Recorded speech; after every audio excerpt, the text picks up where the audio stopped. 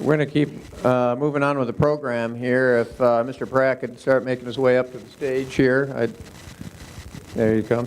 So we're going to hear from Larry Pratt, and he's the executive director of the Gun Owners of America, a very important group. They've got millions of members. They've worked very hard, probably the second largest to the NRA. And his background is very interesting. I'd met with this group back in the past, and Mr. Pratt started his career working with Ron Paul's original congressional campaign going back over 25 years ago, and has worked very closely with Rand Paul and another allied group of people that have been working with him. So he's been out speaking all over. He's an expert on the laws having to do with gun ownership, and is very familiar with all the areas that we have to deal with. He's also been involved with the state legislature in the state of Virginia, and he's going to give us some very important information. And obviously, as you see what's going on right now with Debbie Dingell and Fred Upton, Republican, talking about gun confiscation here in the state of Michigan, and it's getting pretty insane. So please welcome Mr. Larry Pratt, Gun Owners of America. Thank you very much. Rob, good afternoon. I just want to tell you all at the Michigan Conservative Union, it's really a pleasure to have been asked to be part of this conference, and the people that I've been able to interact with have been a real plus. So thank you very much. The Second Amendment is obviously something kind of close to my heart. Don't have a chance to exercise it personally as often as I would like, because Saturday would normally be a good day to be on the range, and here I am doing things like this. But the whole idea of the Second Amendment was really part of the larger Bill of Rights. Control this new government that had been put in place. It was going to be a more distant government and thus harder to control. And they wanted to make sure that all the men who already had guns had that right protected, and that they would be encouraged to be part of that which would ensure a free state, namely the militia. So the militia is very much part of the political system of this country. The militia was able to function and was able to do what it did in Lexington and Concord because the men had arms and because they had the willingness to resist tyranny.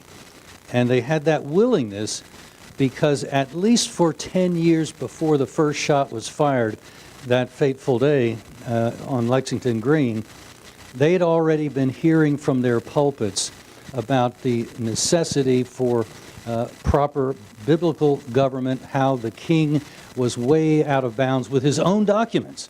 He had been subjected to the Magna Carta back in the 13th century. Then, 4 centuries later, he was once again kind of reined in by the English Bill of Rights. And then we found that that government that was so remote in London just wasn't respecting the rights of its people. I almost said citizens, because technically they were subjects until they declared their independence. And as was already said here, then they became officially citizens. They were thinking as citizens, though, for perhaps some good 10 years before, because of those clergy primarily preaching liberty, preaching freedom from tyranny's yoke.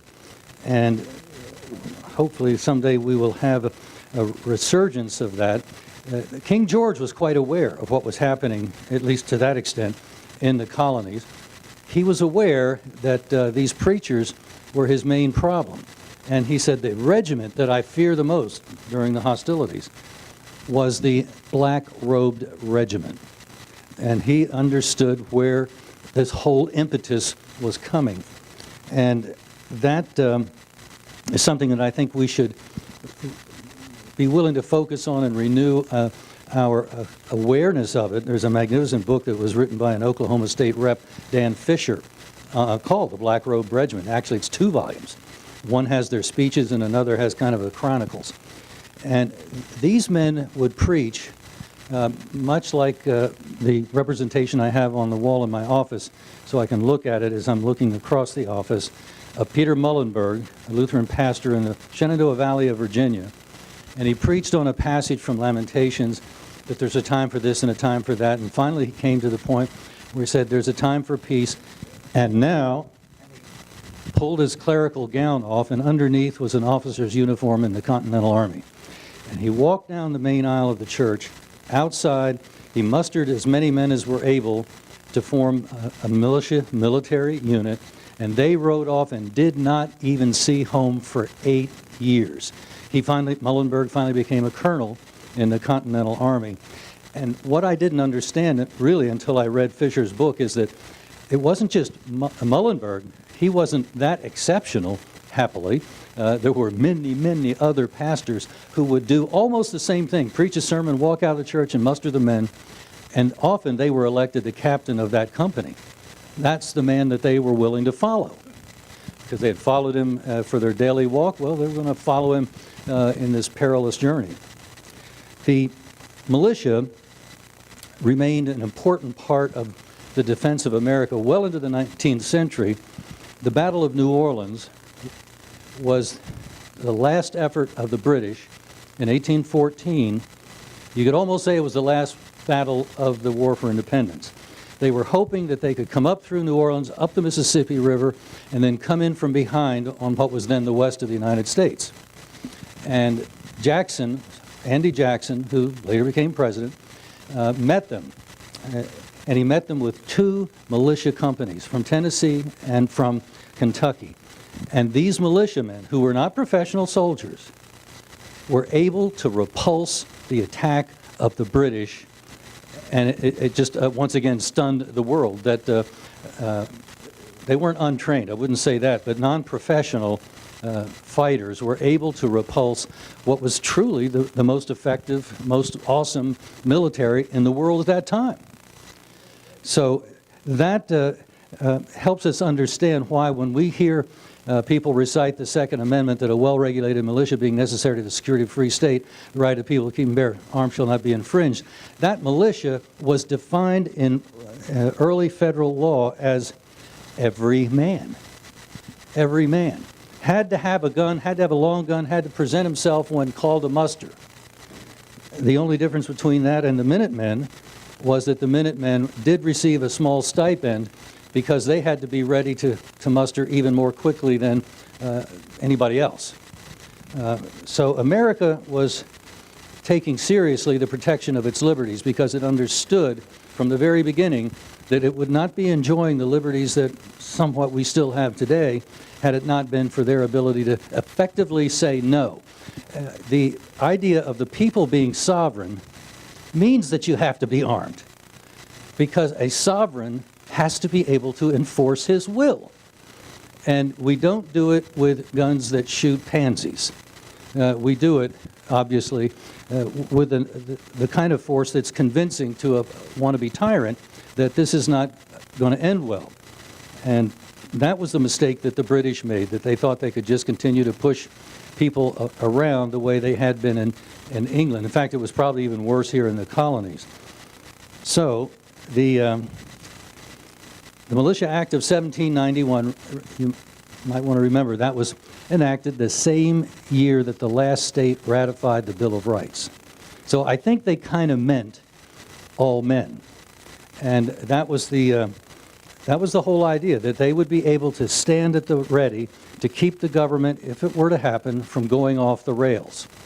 And that certainly had happened after America was formed. But it was probably the most dramatic exercise of the militia for some time was that Battle of New Orleans. The next exercise of militia that I would point to is what you could call the Battle of Athens. And I don't even know the name of the movie from which the Battle of Athens has been depicted, but if you go to YouTube and type in Battle of Athens, up comes the last several minutes of that movie, and you see that in this little city of Tennessee, Athens, Tennessee, a bunch of corruptocrats were running the place, and they did something that I've seen the movie with my own eyes. My wife was born in Panama, and the one time she voted there before she became a U.S. citizen, she put her ballot in a box, and later in the day she saw soldiers carry it off to be counted. kind of like a la Joe Stalin, I don't care who votes, I just want to do the counting. And so that was what happened in Panama, and when that happened, even though people have guns in Panama, nobody rose up. That was a big difference between some other country and us.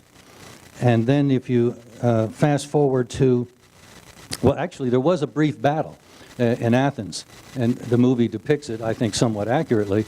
The cops took the ballot boxes to the cop shop, and were going to count the ballots, and all of a sudden, they're in a storm of bullets, and they realized a whole lot more of them out there than there are of us in here, and they left the boxes, and they vacated the building. Big difference between Athens, Tennessee, and Panama City, Panama, and I think that was a very telling bookend for what it means to have a militia. It means to have a people that are willing to form as a military force if necessary, even if the government has been deficient in letting the militia kind of fade away because they don't really like the idea of a check on their power to keep them from running off the rails. Well, even without being organized, when Cliven Bundy was set upon by the feds who didn't like him watering his cattle and grazing them on federal lands that his family had been using since before Nevada was even a territory, way back in the early part of the 19th century. And he had signed agreements with the feds that he had their permission to do what his cattle were doing, and they just wanted that land. I personally suspect that Harry Reid wanted to put a solar farm there, but whatever it was, the feds had squeezed out all but the Bundy family from that area outside in the desert from Las Vegas. And Bundy holed himself up with his family and their guns in the house, and at that point, as far as I know, there hadn't been a shot fired. And then came a very fateful morning, and I don't even remember the date, but I was planning to go out to Bunkerville, Nevada, and the Oath Keepers were among those kind of leading the charge at that point, helping Bundy, bringing people, attracting people to come to that ranch to stand with the Bundy family so that the feds would realize that if you start something nasty, this is going to not end well. And they were even able to live stream what was happening. I'm low-tech enough, I don't understand how you live stream from a desert with no electricity, but they did it. And so if they did anything nasty, it was going to happen on national television, as it were. And so I think that was a very helpful check. In any case, apparently the way this thing broke, the Saturday before our news conference, I got a call from Stuart Rhodes, the head of the Oath Keepers, saying, well, the news conference is off. I said, what? He said, yeah, early this morning, 7:30 Nevada time, the feds had just ridden off. And the reason they had done that, it turned out, as I came to learn later, a deputy from the Las Vegas Clark County Sheriff's Office had ridden over to the machine gun armed trigger on finger VAT, well, not, it was mostly BLM agents, I think, and said, as there was a group of ranchers moving toward them, saying, we're going to put barbed wire fences around our cattle, and we're going to undo those pens that you've constructed so that the cattle can be free to graze. We're not going to let you kill them, which was what apparently the feds had planned to do. They were going to break the guys back financially by destroying those cattle, and that would have been the end of the last family in that valley, and the feds would have been able to do with the land what they wanted. And the deputy asked, now, do you want to be known as the folks that gunned down unarmed men and women? Because it was men and women on horseback riding up to the BLM agents. And that broke into the conscience of the head of that unit. He lowered his gun, the others followed suit, and they rode off. And happily, in a very undramatic way perhaps, very quiet way, that was the end of the standoff. And it was another victory for the American armed citizen, able to tell the government, you've gone too far, and this is not right, and we're not going to let you go beyond this point. They pulled something similar, by the way, in Oregon, and they hold themselves up in a wildlife preserve, refuge center, and there was a jury verdict last year that acquitted all of the Bundys that had been standing trial at that time. So apparently, it's even difficult to get a jury that can be buffaloed, even in a federal system where it's more difficult for somebody who's defending himself in the federal system than even in other places, state and local courts. So that was a kind of an eye-opener, hopefully, to the government that the American people are increasingly, I think, suspicious of what the federal government does and eager to see the limits that have been put on the federal government rigidly, effectively enforced. And so that jury certainly spoke to that.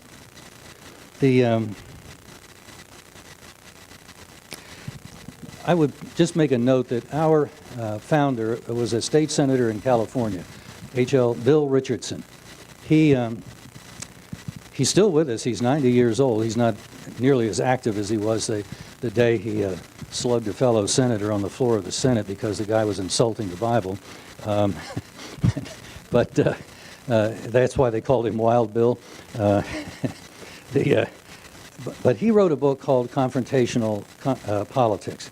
And I would urge anybody that's at all active in politics, I think that's this room, to get a copy of that book because he illustrates with many examples from his own life, his own political experience, why politics is inherently confrontational, and especially when we're dealing with a party, the Democrats, who function pretty much as Marxists and assume that what is theirs and what is yours is negotiable.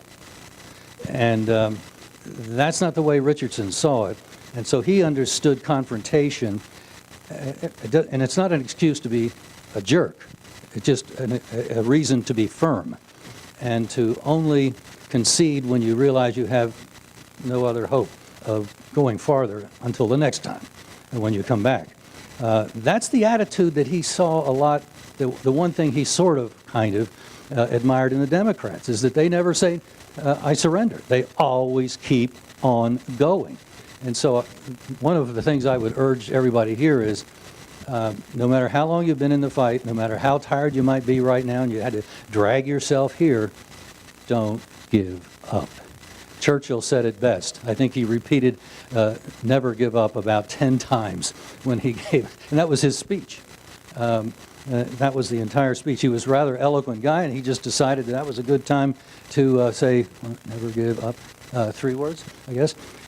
Very persuasive. So that would be my hope, is that everybody here, no matter how long you've been in this fight, never give up. We've seen how Pyrrhic were many of Obama's victories. He was going to rule with a pen and a phone. And he did, and he had a bunch of executive orders, and Trump seems to have had a bucket list, and about every other day, he would unorder all those executive orders, because Trump now has that same pen. And apparently, in spite of how stupid they think he is, he can sign his name on a repeal of an executive order. So he's doing all right. Now, everything he's done is not to my liking, but then I didn't ever figure that he was Ludwig von Mises or something like that when I voted for him. I voted for him because he wasn't called Hillary Clinton.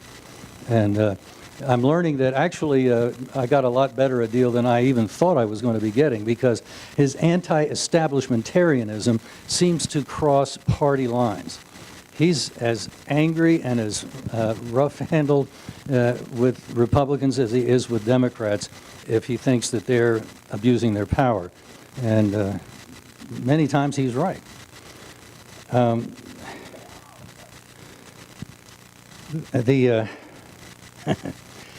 Chris Plant's a talk show host in Washington. You can listen to him online, WML.com is his station.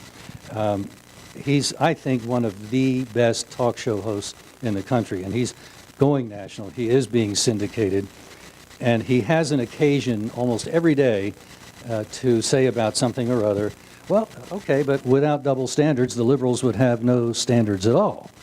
And what I have in mind is that we think it's perfectly fine to have an armed guard in a bank protecting our money. But if you want to see people's eyes roll to the back of their heads, suggest that we ought to have armed guards and or armed teachers, janitors, whatever, protecting our children. Oh, I've never heard of anything so ridiculous. Isn't that an amazing double standard there? Our money is more important than our kids? And one of the things that can be done at the federal level to address this, and it's going to take a lot of emotional energy because the commitment to gun-free school zones is basically based on emotion. In fact, I was having a discussion with somebody who supported the idea, and I said, well, do you realize that 98% government data of our mass murders have occurred since 1950 in gun-free zones? Doesn't that sound like a pattern? Shouldn't we do something about that? Well, yeah, but I just wouldn't feel safe knowing that somebody in the same room had a gun. Feel. See, that was the operative word. Feeling versus linear logic. And I have to confess, having done this over 40 years, I still haven't figured out how to penetrate with logic a feeling, because it's so amorphous and gooey. And the logic just kind of gets stuck somewhere and doesn't come out anywhere the other end. But we even have armed guards in the DMV, but not in schools. Oh no, that would be outrageous. Oh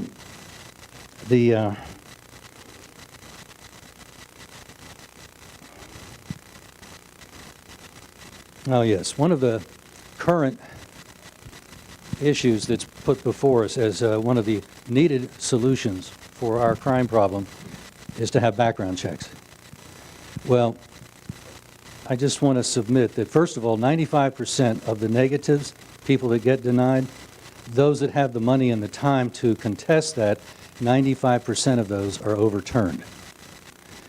And I suspect that there's a lot of incorrect data in there. And besides which, many of the mass murderers have bought their guns legally because they had no criminal background. So nothing's going to pop up. So it's a very false security to think, well, we got a background check to keep guns out of the wrong hands.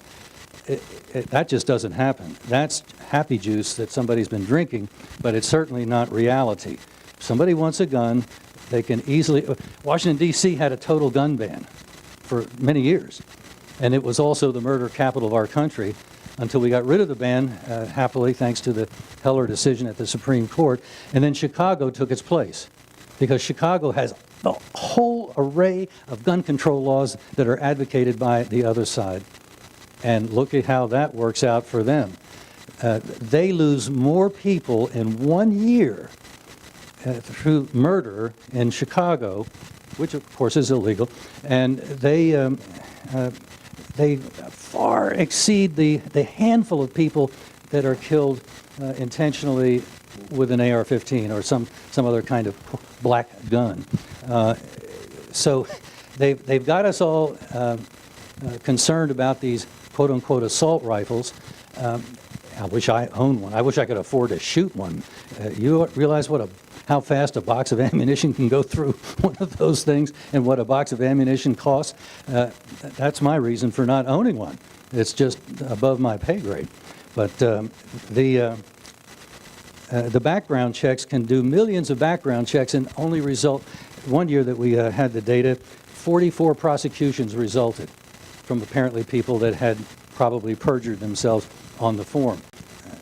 It tells me that we're wasting a lot of money, putting our confidence in a very flawed, futile, defensive effort, when it would be a lot simpler to simply permit people who want to protect themselves with a gun to be able to legally protect themselves with a gun.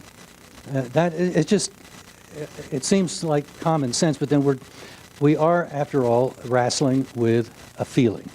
And that's really the problem, I think. Now, there can be breakdowns if you want to rely on law enforcement.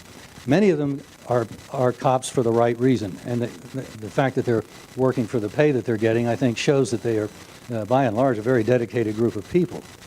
But Broward County Sheriff, which is a center of liberal nuttery in Broward County, Scott Israel, was poo-pooing people having their own guns, even while his deputies, we now have the video, were hiding behind cars while the kids were being murdered in that school in his county. And so we're supposed to rely on something which is quite fallible, and in this case, a Clinton-loving sheriff, which is almost an oxymoron. How can you really be a keeper, enforcer of the law when you love one of the biggest criminals in the country? And he's got his picture with her in a nice embrace. And so ideas have consequences. You elect a loon as your chief law enforcement officer in your county, and don't be surprised if Looney Tunes is the result, and some dead people as a result of it too, because they wouldn't go in when the shots were being fired. I don't even remember the name of the St. Mary's County, Maryland sheriff deputy, but he heard shots inside the school he was assigned to, and within a minute he was inside the school and had taken down the shooter. That's the way it's supposed to work, but when it doesn't work, people die. There's another factor or two that we should point to. Not only do we have this stupidity of gun-free zones, but we seem to ignore altogether, maybe there's too much money in dealing with the subject, psychotropic drugs. But most of the shooters that we know something about had been on or recently come off of Prozac or some other kind of mind-altering drug. And the pharmacology on that seems to be pretty clear, and these drugs are given to people who are depressed and thinking about killing themselves, and when they get these drugs, they go kill themselves and or other people. Wow, what a solution.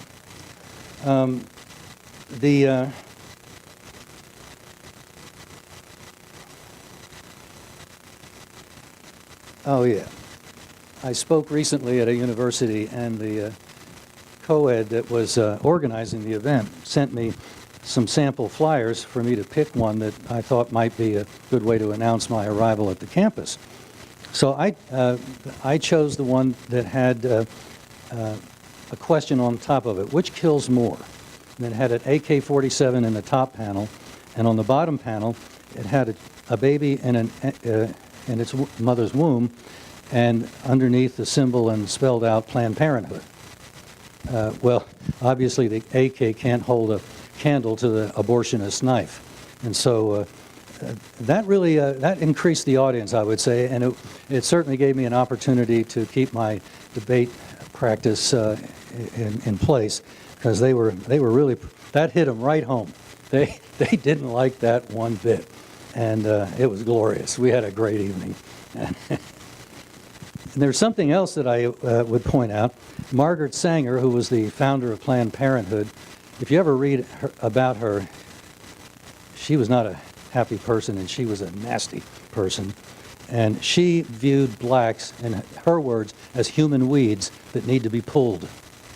And so it's no surprise then, even to this day, abortion clinics are located in or right on the edge of black communities.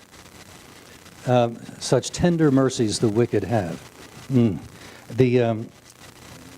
Another thing that the Democrats need to own up to is that the KKK was the action arm, to put it that way, of the Democrat Party. Democrat Party was the party of slavery, was the party of Jim Crow, and they're not quite so overtly racist, perhaps. They just want to now make everybody a slave of those who are operating in Washington or in state capitals and so forth. The same impulse. They know better than the rest of us, and they're going to control us. There's something that hardly ever gets mentioned in the history of gun control in this country. I pointed to some of it just now, and even well-educated black people, I found one was a politician in Ohio who was running for a governor. He had been the Secretary of State, I think, and he had never heard of the Deacons for Defense. Well, it was never an incorporated entity, but it was, in fact, something that grew up organically in the black community when the Ku Klux Klan was out night riding and little things like that. And the deacons would get whatever guns they had available and greet the KKK when they came by to do a cross burning or a lynching or something like that. And it's really interesting how quickly somebody's attitude changes when they realize that they might get shot. And the Deacons for Defense saved all kinds of lives of civil rights workers, many who came from the North, were pacifist, starry-eyed people who didn't realize what danger in which they were placing themselves. And it was these deacons that protected them, protected many other people that were likely to receive the tender mercies of the Klan. By the way, just as a footnote, the Klan covers its face much the same way as Antifa does now. And by the way, that Antifa, supposedly referring to anti-fascist, that shows how ignorant those young people are. They don't realize that they are fascists. They're doing exactly what Hitler's thugs were doing. So they dress in the same fashion and they behave in the same fashion with thuggery, and they've got a lot to explain. But they're not being held to account unless they want to come and discuss it with one of us. But of course, we might be able to protect ourselves, so they're not too interested in doing that. Okay, I think I've gone quite long enough, and there's a few minutes still left. Let's see if anybody would like to pose a question. I'd be glad to entertain a question. Is this the question, man? Okay. We're gonna, you have some cards on your desk there if you want to write a question, and then have some MCU members bring it up here. That'd be great. You've got somebody with a question over here. I'd like to take it. Yeah.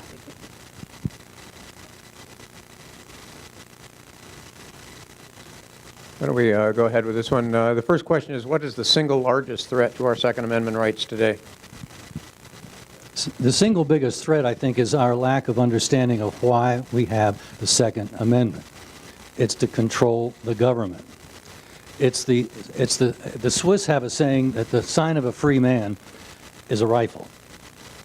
And I think that kind of says it. If you're the sovereign, you've got to be able to say no, or to say, yeah, it's got to be this way. And that's the single biggest threat, because we don't talk in those terms. We want to talk about something on the periphery, and we got to ban that certain kind of gun. Well, the AR-15 is the kind of gun that is used to commit almost no murders. And there I almost fell into that same trap. Guns don't commit crime. There is no such thing as gun crime. And yet we hear that all the time, as if the doggone gun is out there on the street, and unless somebody is able to apprehend it, it's going to go off and hurt somebody. We have a Guns Rights of America member out here saying, we're members, what do we do next? What's our action step here for government? Well, I would urge everybody here to please take advantage of our free email service. Just go to gunowners.org, and right there on the front page you can get to the right place to sign up for these alerts. We'd love for you to be a member, because you can't pay the rent without, you can't save the world without being able to pay the rent. But in fact, it's those email that we have used to just drive the politicians nuts. They work because they know that if they come from somebody in their district, in their state, as the case may be in the Senate, they have to begin to pay attention if enough of them come. And the late Senator Everett Dirksen had quite a nice aphorism that fits here. He said that when I feel the heat, I see the light. He had a cigarette-stained voice, so that's a pretty good imitation. And that's true.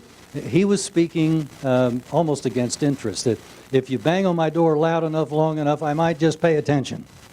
Is there any information that you might have from being closer to D.C. and ATF and all that regarding what happened out in Las Vegas? Any updates, anything that you know about there that we haven't seen in the press? Las Vegas, we know amazingly little about. Usually we have a data dump within days of who the dirtbag was that committed the crime, and everything about his childhood, and whether his mother changes his diapers on time, and everything like that. But we don't know hardly anything about this guy. He claimed, and he didn't, what was the Muslim group? The ISIS, somebody said, I think that's, yeah. ISIS took credit for the guy. Now, it would be very out of character for them to take credit for somebody that wasn't a convert or had been a lifetime Muslim. So if indeed he had converted, that would explain why he was such a nasty guy. Now, I'm sorry if there are any Muslims here, but I've read the Quran, and the Quran is an incitement to commit murder. And so I think that explains that poor guy.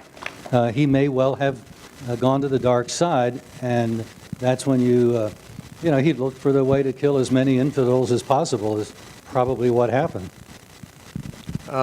You were talking a little bit about the school shootings. We had a comment out here from someone who lives in a small community where they have a contract with a sheriff, 15 miles away, and we always, have heard the old saying, help is 20 minutes away when you need it in seconds, kind of thing. Yep. And so there's been a lot of talk about law enforcement, being our protectorate, but there have in fact been court cases, and it's been ruled that the police do not have a duty to protect us. You want to expand on that? Multiple court cases have made it very clear that, and I think it makes some sense, that the cops can't be liable for protecting your particular life.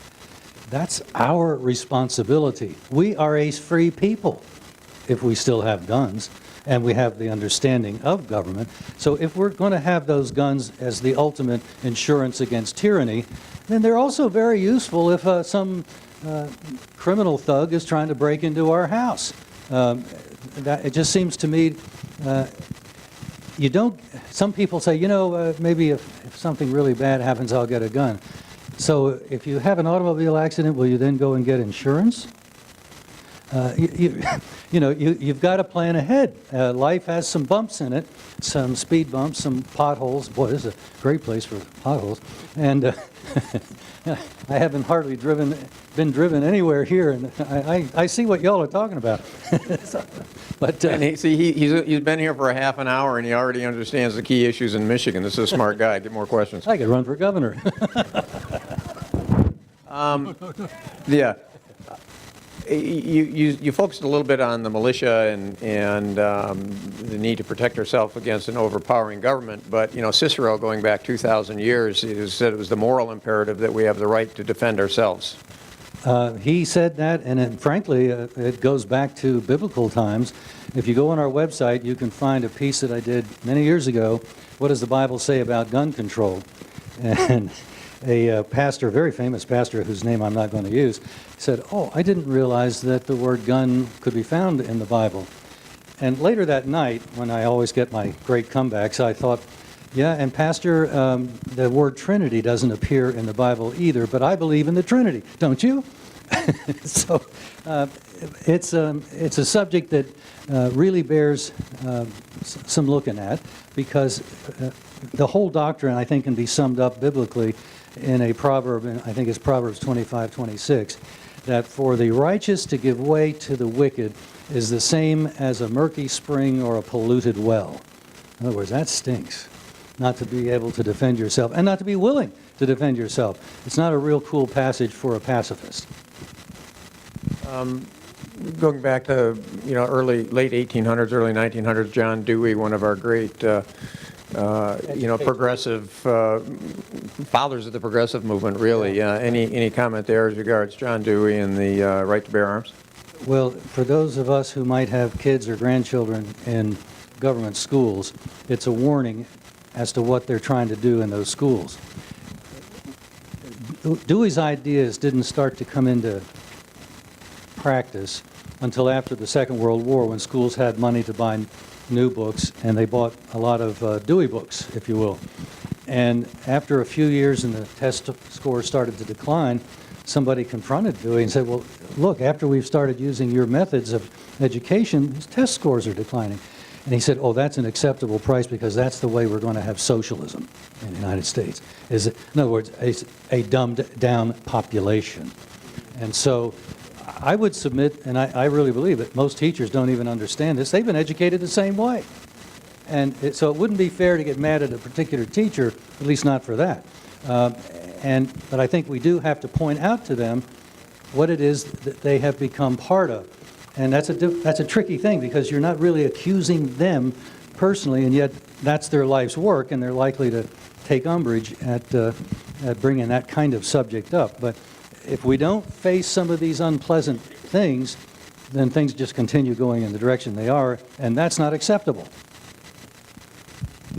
You're living right on the edge of the swamp for many years there. The Gun Owners of America is based in Virginia, along with a lot of other action groups. You know, we look at Congress and we see these bills, and we see every year the game where our congressmen say, well, I voted, you know, against X, Y, or Z, because they set up these show votes where they know it's not going to make it or not. And so, for example, you know, the omnibus bill, you know, when they go and they combine all these different things together, which makes it more than one issue, an omnibus, a lot of times to bring that vote to a head, they need to vote on a rule to allow that to happen. And maybe you could just discuss the notion of how Congress uses their vote so that they always get to go back and campaign like they did something, when of course they do everything they can to prevent from doing anything, right? I mean, if you're in a bureaucracy, you can only make two wrong decisions. You can make the right decision or the wrong decision. So the only way they win is by making no decision.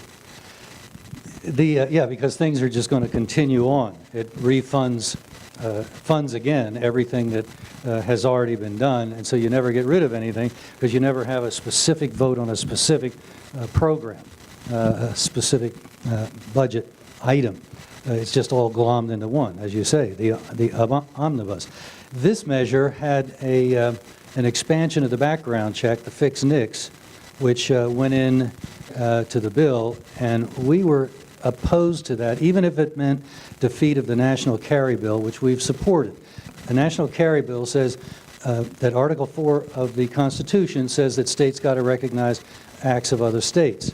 And so were that to become law, that would say that somebody with my Virginia carry permit can go to Chicago, I roll, and legally carry a concealed firearm. I have to obey whatever prohibitions they have in that state, but about where you can carry. But other than that, I would be not per se illegal. And that's a huge benefit. That would be, and it basically, by the way, it's the same theory constitutionally as what made driver's licenses universally recognized throughout the country. My Virginia driver's permit is even recognized in, of all places, Chicago, as loony as they are. So that is an area where I think we had a lot of support for it until the recent Florida mass murder. And it's amazing how quickly some politicians will fold like a cheap suit as soon as there's some bad news about a gun being used to kill a lot of people. We don't kill nearly as many people in these mass murders as they do every year in Chicago, and nobody says boo about that. Please spare me the hypocrisy. I realize liberalism wouldn't have any standards were it not for double standards, but still, it's quite a burden. We don't like it. Yeah, if you want to be safer, if you're in the Army, you'd be better off going to Afghanistan than you would be living in Chicago. It'd be much safer. We know that. That's actually true. All right, so we're going to wrap up, and I'd like to thank Mr. Pratt for coming. We have a token of appreciation from the Michigan Conservative Union, Norm, the whole board, everybody here. Please, let's thank again Mr. Larry Pratt, Gun Owners of America, Executive Director. Thank you very much. All right, well, it is time for the energy policy portion of today's event.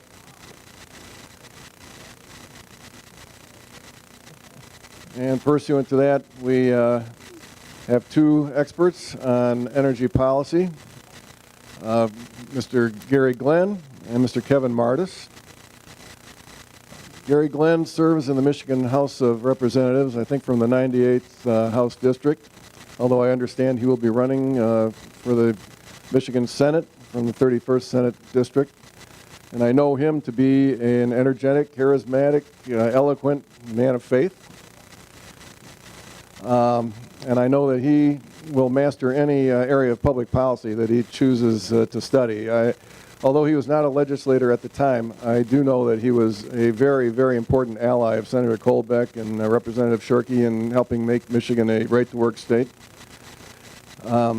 So I have absolute faith that his study of energy policy would result in great benefit to the state of Michigan. He is at this time Associate Speaker of the Michigan House and Chairman of the House Energy Policy Committee. Mr. Kevin Martis is a senior policy fellow at the Energy and Environment Legal Institute, and he was the founding director of the Interstate Informed Citizens Coalition. In these capacities, he's refuted various studies from the advocates of wind power. And I think just to summarize it, he's been able to point out that there's probably more wind energy generated from the talk of wind proponents than is actually generated by the technology itself. So we were going to please welcome Gary Glenn, who will then be immediately followed by Mr. Kevin Martis. Congressman Glenn.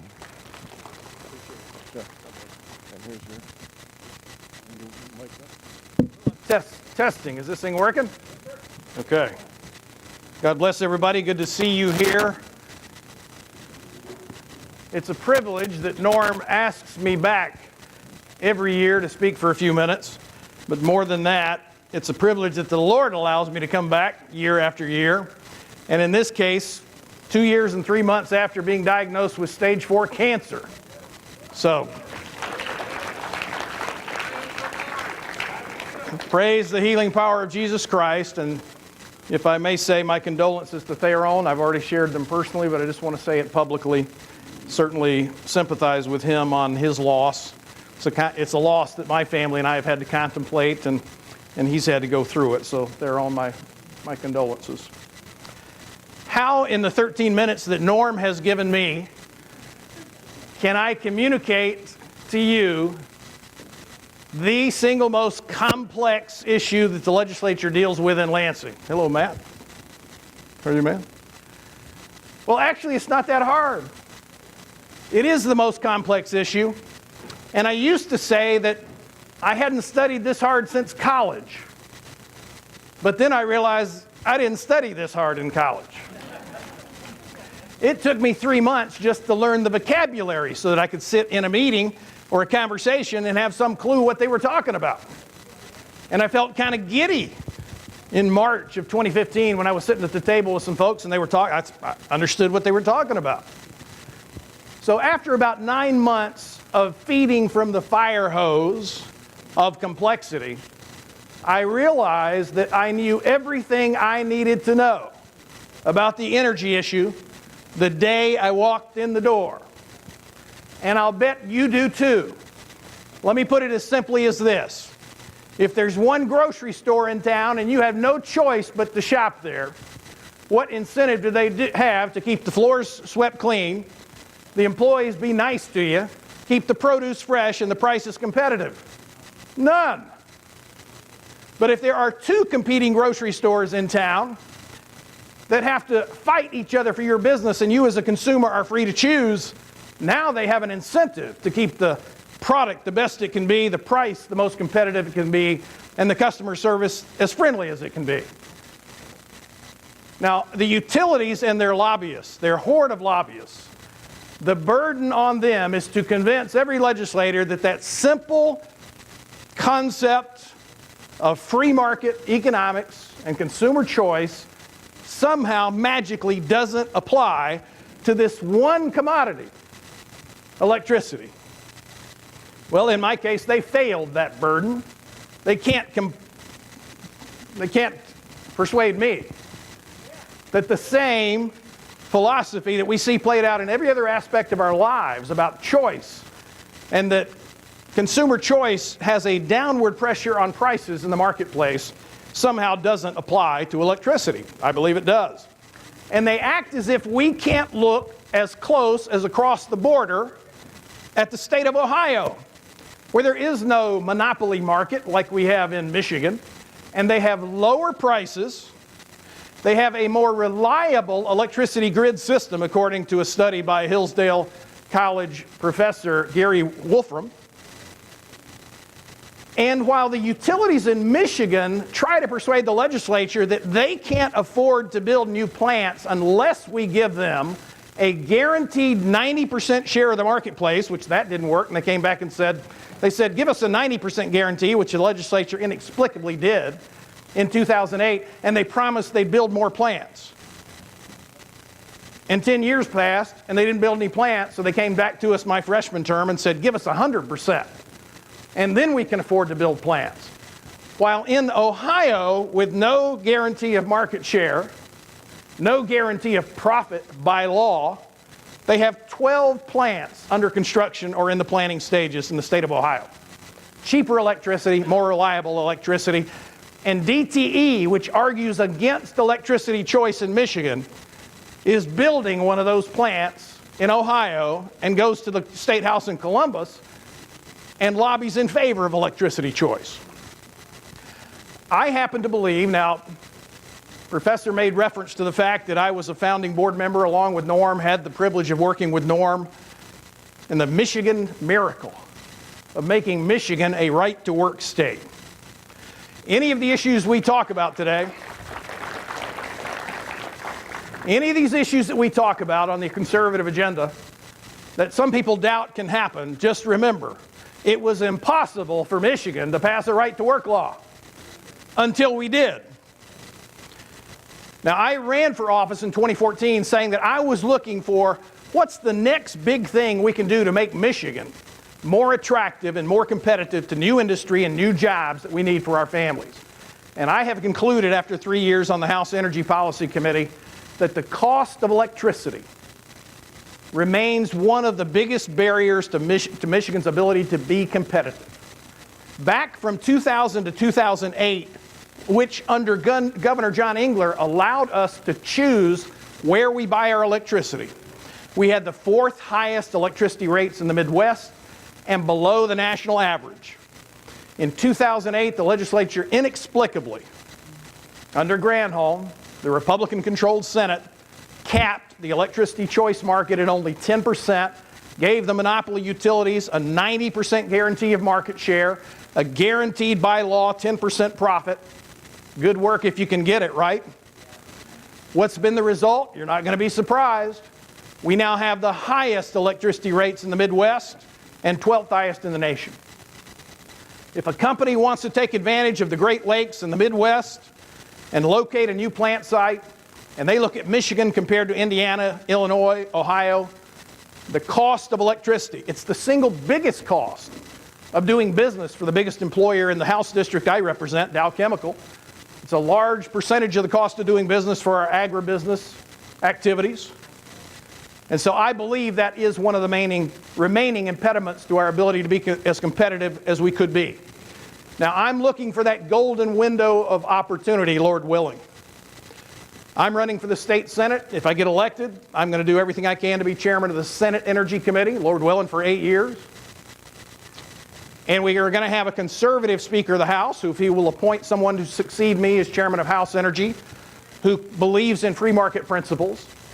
And if we have either Attorney General Attorney General Schuette or Senator Colbeck as governor, I think we will have a window of opportunity.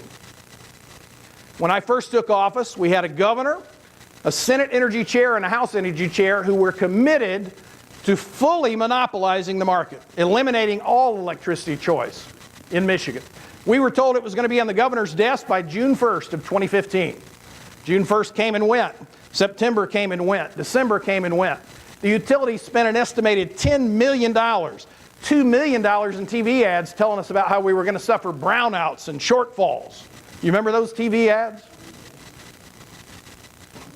Just ironically, last December, Consumers Energy, in a case before the Public Service Commission, told the Public Service Commission, we don't see the need for any additional capacity in Michigan for the next decade. 14 months after they were running TV ads, scare tactics telling us that because of shutdowns of coal plants, we were going to run out of electricity.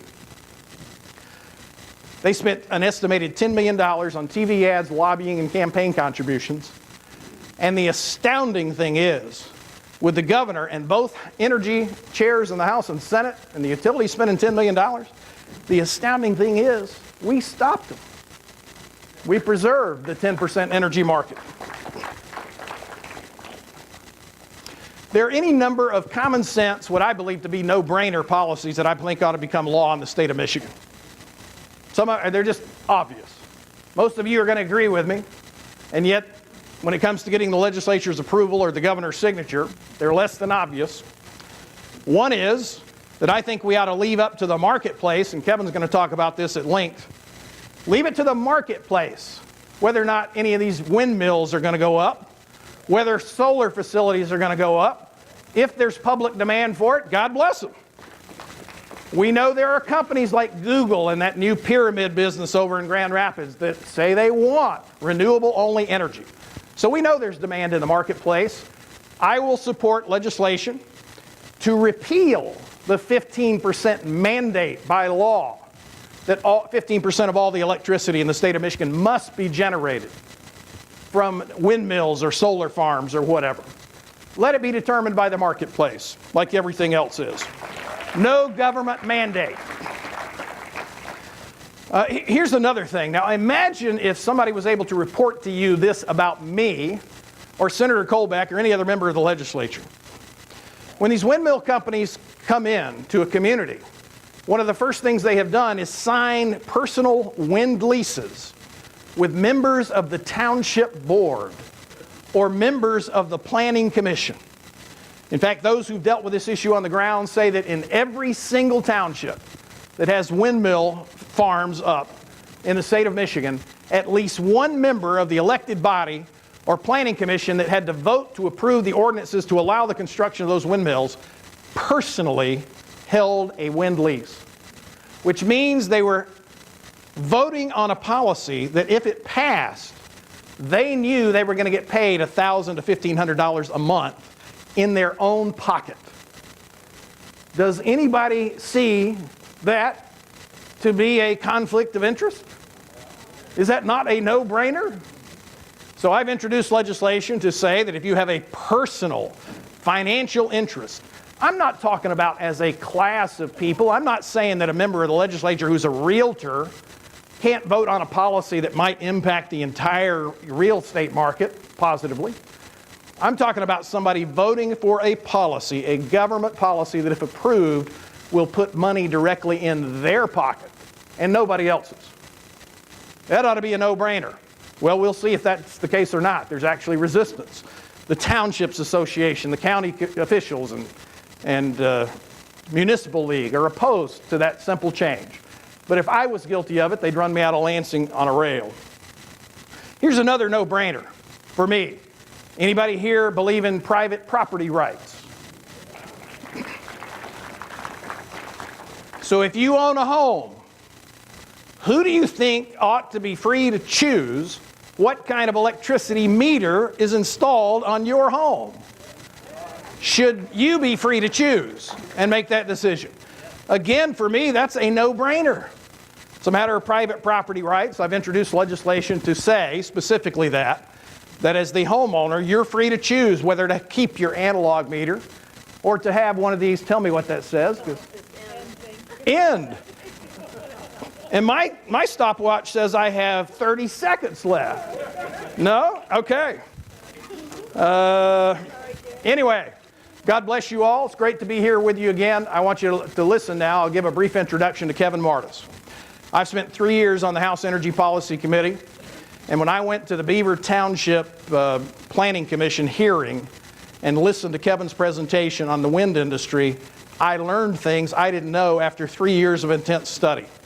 Kevin, I think, knows more about this issue than anybody I've ever talked to on either side of the issue, and he is nothing less than an artist in his ability to communicate it in an understandable way. So please join me in giving a welcome to Kevin Martis.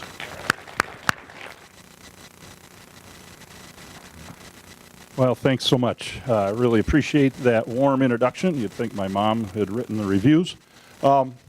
So I'm going to be very brief, which is what everybody here that has gone over has said, so I'm in good company. I'm the executive director of the Interstate Informed Citizens Coalition. And I will say up front, we're a bipartisan organization. So you're going to say, well, why did we let a bipartisan into this punch bowl here? Well, it turns out that in rural townships where wind energy is proposed, wind energy is an equal opportunity offender. And it turns out it does not respect party lines. And one of the great things I've learned is in each of our precious rural communities, I've had to find great common ground with people across the entire political spectrum. And I think there's a lesson for us as conservatives that's instructive. Those of you who are evangelicals like I am, you have received training on how to evangelize. And one of the things that we're taught in evangelism instruction is that you have to earn the right to be heard so that other people want to hear the message of good news that you have for them. Well, by sacrificially committing myself to serving these small communities, I've earned the right to be heard in a number of them, and I'm able to use free market zoning principles that have made a big difference in a number of these communities. So I think that's an instructive lesson that we can all use. It's not enough to just sit here in church, if you will, and learn these conservative principles if we're not earning the right to share those principles with the people who live in our communities around us through works of service. So I'm a senior policy fellow at E&E Legal, along with 50 cents, gets me a cup of really bad coffee. I have a history degree from the University of Michigan, class of '89. Of course, the Unabomber was class of '67, so you can figure out what that's worth in your own mind. But I want to talk specifically about whether or not renewable energy mandates are conservative, and this is driven primarily because of the work of a couple groups in the state. The Michigan Christian Coalition and the Michigan Conservative Energy Forum have taken up the cross, if you will, of renewable energy and have been promoting it aggressively as if there's conservative values involved there. And I'd like to talk about that just very briefly. So as Gary alluded to, in 2008, PA 295 was signed into law. That required our utilities to produce 10% of their electricity from in-state renewable sources. And then in 2016, this was raised to 15% by a Republican governor and legislature. And in order to comply with the 15% mandate, qualified sources of generation have to be built and operated in the state of Michigan. In other words, we can't import renewable energy from out of state and comply with this mandate. So while many sources of renewable energy qualify as renewable, in practice this has been a wind energy mandate. As a result, thousands of rural Michiganders have been forced to live like this. This is my friend's former home in Ludington. That turbine is 1,100 feet from their house. It's 476 feet tall. The ones being proposed now are in the 600 to 700 foot range. The wind companies are still asking that they be set between 1,000 and 1,300 feet from your house. They sold their house at about a 30% loss and moved out of the turbine project after sleeping in their basement for a couple of years due to the noise. I've already talked about my friends at MCEF and the Christian Coalition. These groups are trying to make the case that somehow renewable energy mandates and renewable energy itself is a conservative value. So let's take a look at 4 different types of conservatism that I think you would all resonate with. See if true free market or constitutional or private property or Christian conservatives have any business promoting wind energy mandates. I'll let you put yourselves in each of those categories. Hopefully you feel comfortable in all of them. So what about wind mandates in the free market? Well, the free market conservatives believe, right, that the individual consumer is best equipped to look out for their own financial interests by choosing from vendors who have to compete for your dollars in the open marketplace. To the degree that the government has any role, it's to protect us from fraud and deception, right? To make sure that they're communicating the value of their goods and services to us in an honest fashion. How does Michigan wind energy fare in this respect? Well, as I said, we have this in-state mandate, and if you take a look at these wind maps, we don't have time to go into them in detail, but you see that Iowa, our MISO competitor, they're in our regional transmission area, they have a lot of that purple wind. It turns out if you put a turbine in that purple wind district, you'll produce twice as much electricity from it than if you place it in the tip of Michigan's thumb. We have a permanent 2-to-1 price disadvantage with respect to wind energy, but we're not allowed to buy wind from Iowa. And if we look at our wind contracts, the MPSC is giddy about the fact that our contract prices have gone down. The average is about $75. They've plateaued in the $50 range. But if you look at these contracts offered into Missouri from Oklahoma, they're only paying $17 to $20 for the same wind energy that we have to pay $50 for. And if you look at this purple line, you'll see that's the historical price trend of wind out west. And the red line is Michigan's wind energy contracts over time since 2008. And you see how that red line shoots up sharply to the right? That's because DTE's latest project in Gratiot County in the Pine River Township is at $60 a megawatt hour. It's being constructed right now. It will have the distinction of being the most expensive wind energy contract published and approved in 2016 anywhere in the United States. So how about the U.S. Constitution? Well, constitutional conservatives believe that the Constitution is best understood by relying on the original intent of the authors of the document. And every legislator in the state of Michigan has sworn an oath to uphold and defend this sacred document. So how does Michigan wind energy fare by an analysis of constitutional conservatism? Well, remember, I said that PA 295 requires our utilities to only buy energy from in-state. One tiny glitch. The Constitution does not permit the states to interfere with interstate commerce. This includes the electricity markets. And in fact, Attorney General Schuette argued a number of years ago that Michigan shouldn't have to pay some of the socialized costs of some wind transmission projects coming across the plains because we have an in-state mandate and we're going to roll our own here in Michigan, if you will. We don't need to buy out-of-state renewable energy. Judge Posner in the Seventh Circuit said Michigan cannot, without violating the Commerce Clause of the Constitution, discriminate against out-of-state renewable energy.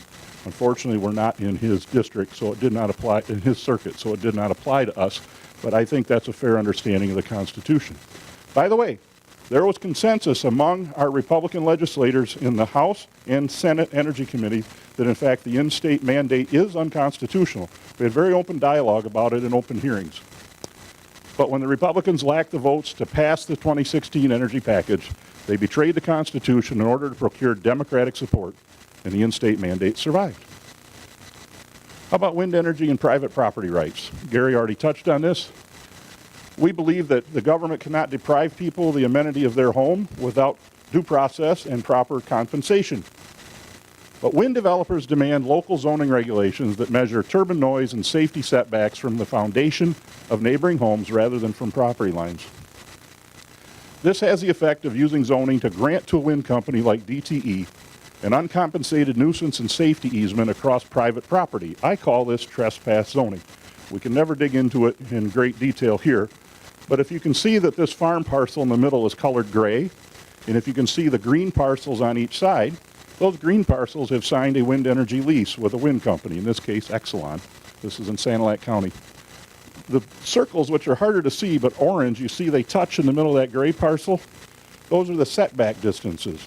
So you see that farmer that did not sign a wind lease now has roughly 50% of his private property now inside the safety and noise limit zone. It covers about 50% of his property. If he wanted to build a house for his daughter back there, he would now be inside the zoning perimeter, and it would not be a safe place for him to build a house anymore. Without consent, without compensation, the zoning board just handed it to them. Now let's get to the last one. Wind energy and Christian conservative values.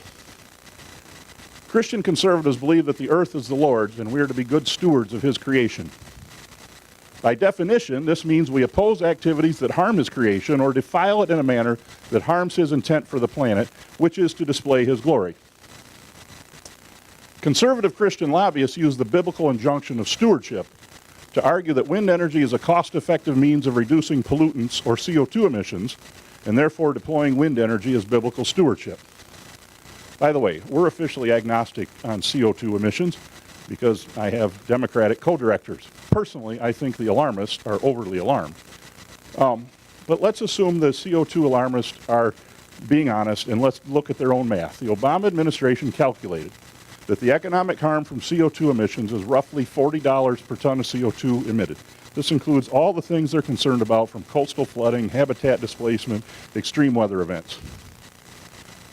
President Trump just killed the Clean Power Plan in the last 12 months, but nonetheless, MISO did an analysis of the Clean Power Plan that President Obama put forward and said, guess what? Yes, building wind does reduce CO2 emissions, but at a cost of $237 a ton, 6 times the economic harm of just eating the CO2 emissions on their own.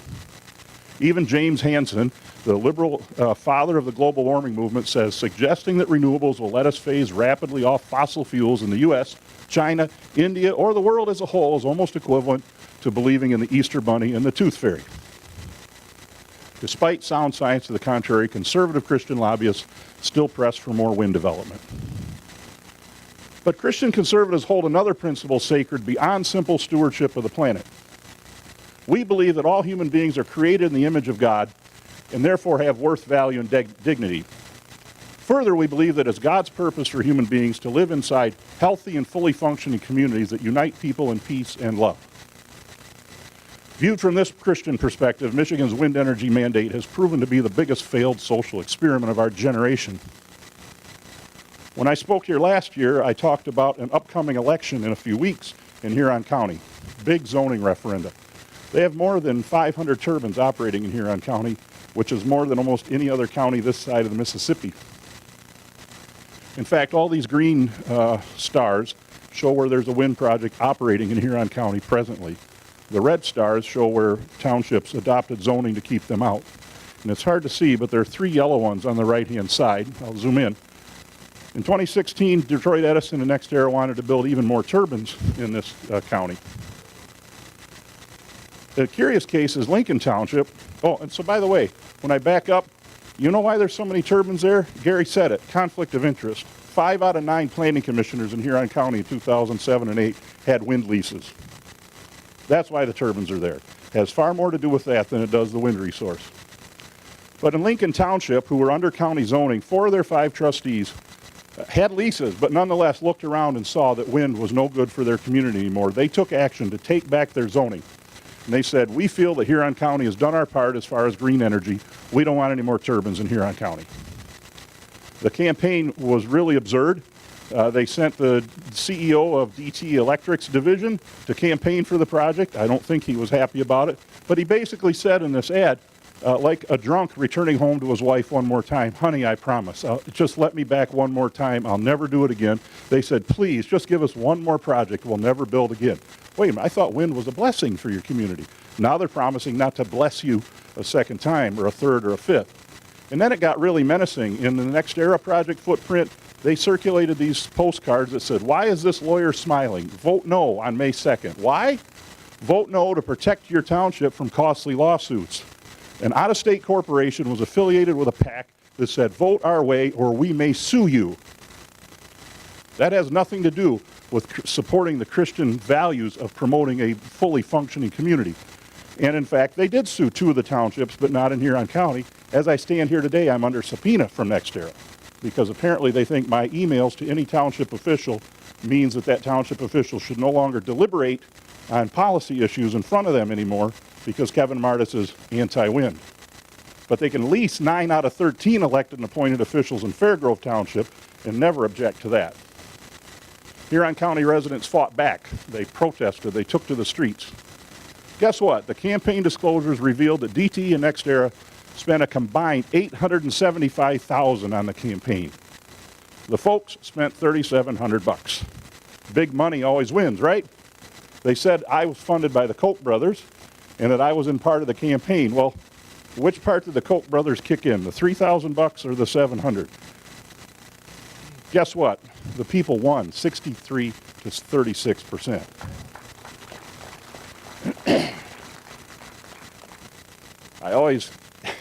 I get choked up every time.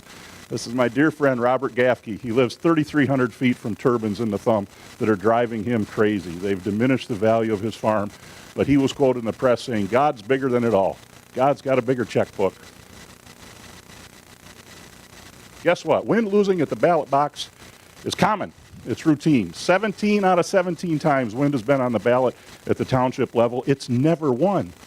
In Argyle Township and St. Lat County, Invenergy spent $164,000 in PR in one township. The people spent $2,500. They still won. More than 40 townships in 3 counties have rejected wind energy, including Mason, Emmett, Schoolcraft, etc., and the list just keeps growing. And wind development has produced widespread social disruption all across the state. Our rural communities are being ravaged by this wind energy development. I'm wrapping up now. What's my point? There is nothing conservative about wind energy mandates. PA 295 violates the Constitution. It makes a mockery of private property rights and has proven to be both a poor economic and environmental value. Worse, it has cut a swath of social division across hundreds of Michigan communities. Why do wind energy mandates persist? Wind energy mandates are nothing more than naked cronyism designed to extort ratepayers for the benefit of crony utilities while absolving liberal urban elites of their eco-guilt by sacrificing our peace-loving rural communities upon the altar of enviro lunacy.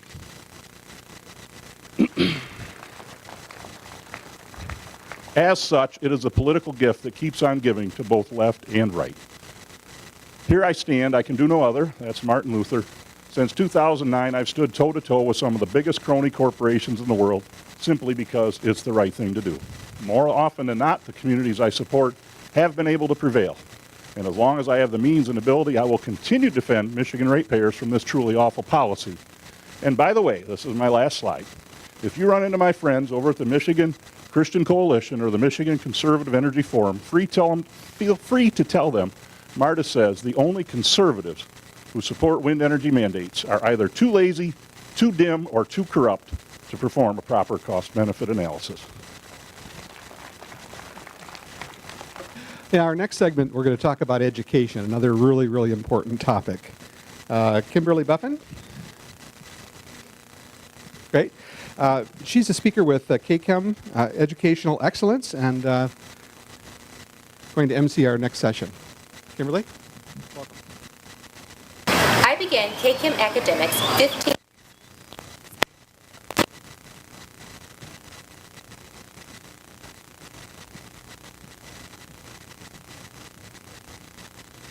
unique curricula from a conservative worldview. I combine my passion for education, my talent for teaching, and my background in chemistry and biochemistry toward the goal of reforming education by reviving the true purpose of learning. Through a creationist perspective, we help teachers teach and students learn about the world around them by showing them how to be good stewards of the dominion He has given to us. We help teachers and students become more comfortable talking about science so that they can defend their faith and share the creationist perspective with others. The goal at KCHEM Academics is to teach teachers how to teach better and students how to learn better by providing them with the ammunition they need to take charge of their own educational success. I invite you to learn more about our content-rich, creation-based, hands-on core science curricula and courses. So come on in and take a look around.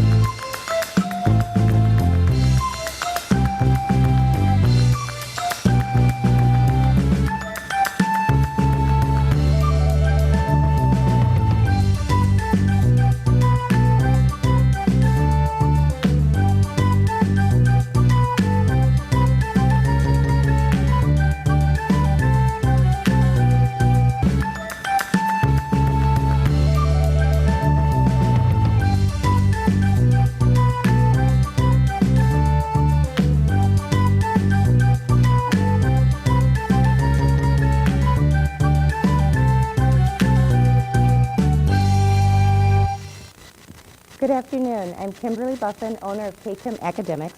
We're an innovative company pioneering education reform through hands-on, interactive, multidisciplinary, original curricula, all-in-one kits, courses, programs, and workbook texts for K through 5th, middle school, high school, and post-secondary education.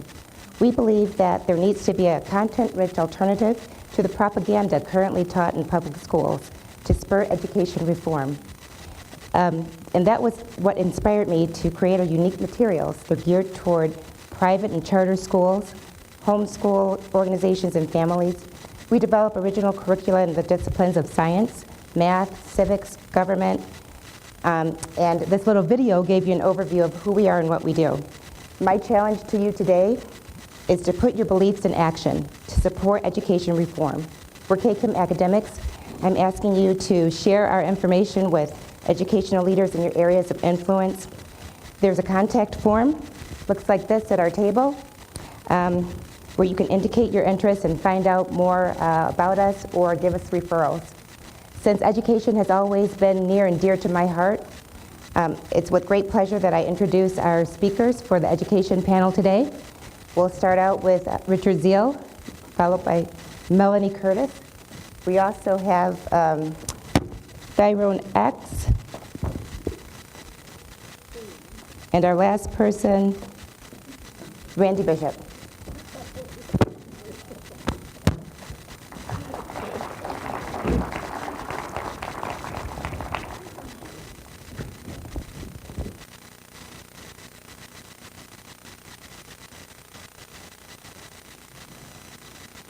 Do I even need this? Okay. That was a perfect introduction for my bumper sticker. You know, a lot of people don't know how to pronounce my name, so my son came up with this one for State Board of Education, Dr. Richard, and then it rhymes with Smiley. Xylee. That's German for a line of print or a furrow in the field. And German has a rule that when two vowels go walking, the second one does the talking.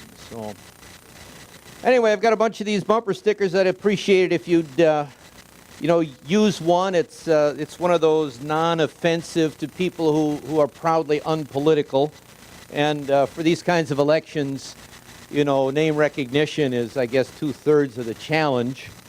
So I go to events where I just smile and try to be nice because so many people don't know anything about education. They just want to know that you care. So I grin and bear it. But I am deeply honored to be able to share with you in a few minutes my perspective on Michigan educational policy. And I think it will dovetail nicely with Kim's particular free enterprise and also with Melanie's radical suggestion, which deserves some very careful consideration. I'll let you spell that out, but and that is this. And now let me say, education is as complex as a river. There are many currents. Some currents separate and go in the opposite direction for a while, and it's never the same. You can't step into the same river twice, as the Greek philosopher said. But nevertheless, we can identify some main currents. And let me just say that Michigan's education policy is caught between two visions. The one is the vision that Friedrich Hayek so powerfully analyzed in his book, The Road to Serfdom. It's the seductive vision of central planning, that we give all power and authority to a central authority which will have the power over everything and solve all the problems. The other vision is that of policy development, which encourages individual responsibility and initiative. Some have said it's free market theory applied to the education marketplace, and I can accept that. Now, those who like the central planning idea, they're committed to a big state system, and they discourage all kinds of competition and alternatives, because How can you be responsible for people who refuse to go along with the system? And those people, they can't, they're messing up their lives, and we need to intervene to rescue them from their own decisions.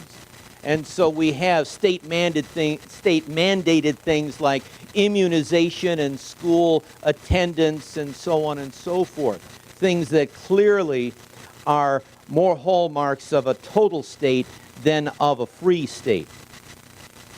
On the other hand, policy development seeks to develop things like traffic rules. Rules that make things more predictable. Rules that help people avoid getting in each other's way. Many of these rules are strictly arbitrary. On the road, we've got a rule, keep to the right. We could just as well be keep to the left. What's not important is whether you keep to the right or the left, but that everybody do the same thing, that everyone get on the same page.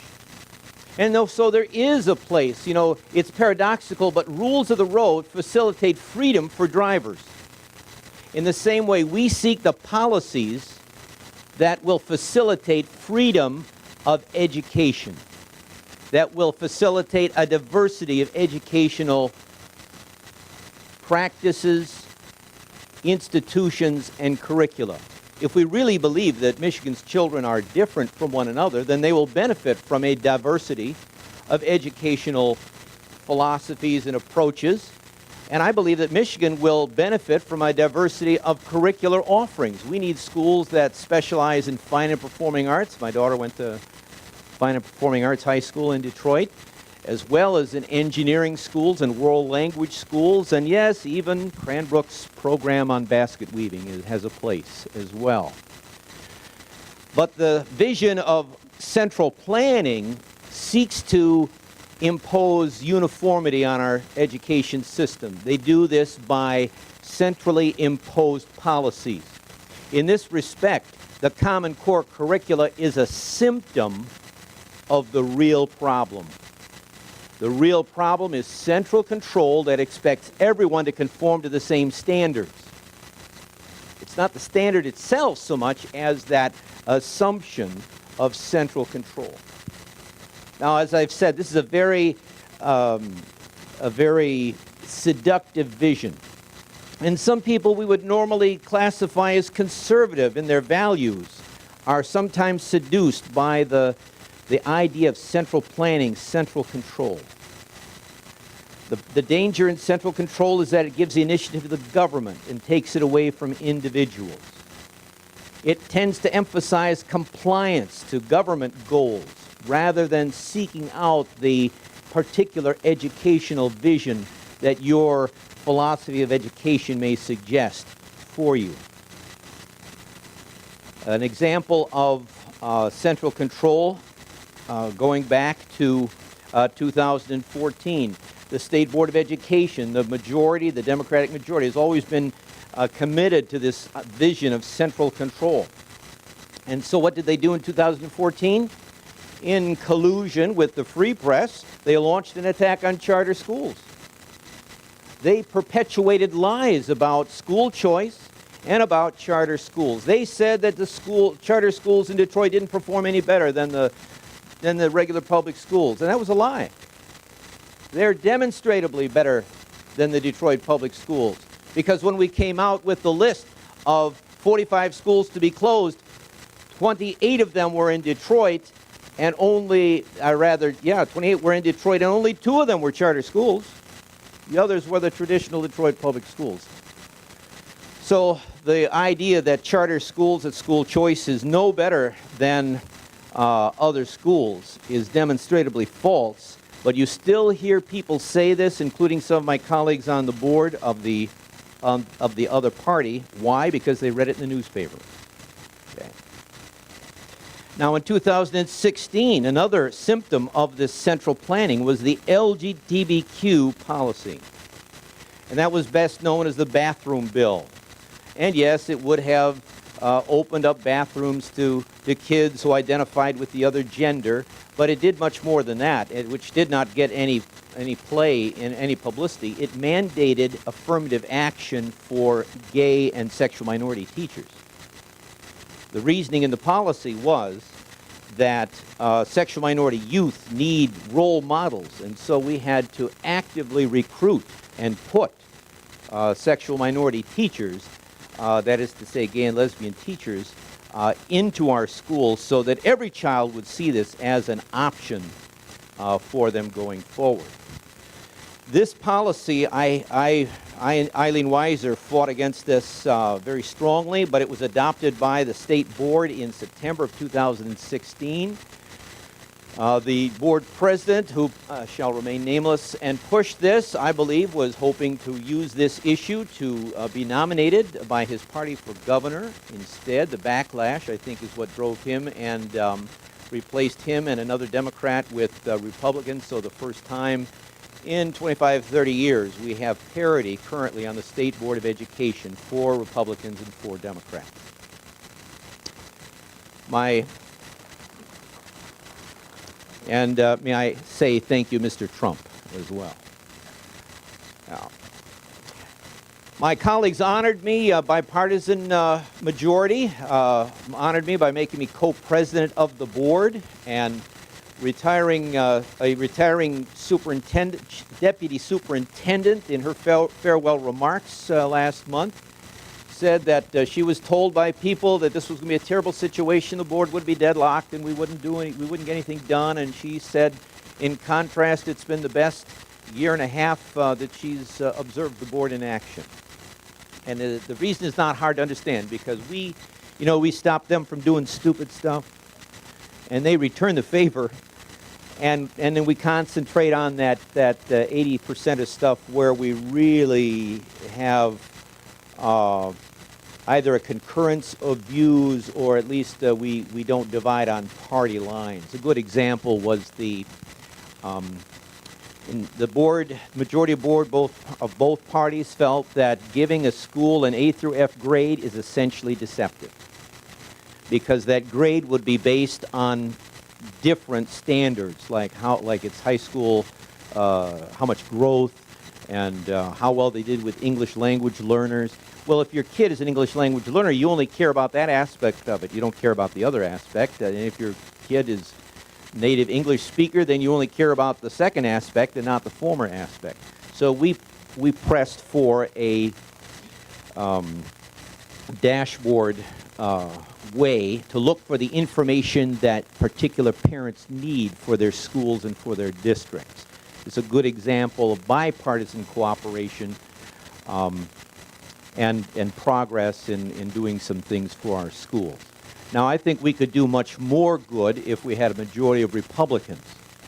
That is not a possibility for another 4 years, because I and Eileen Weiser, the two Republicans, our terms are up this December. I have announced that I'm running for re-election, and I hope that I will get the support from good folks like you and the mushy middle.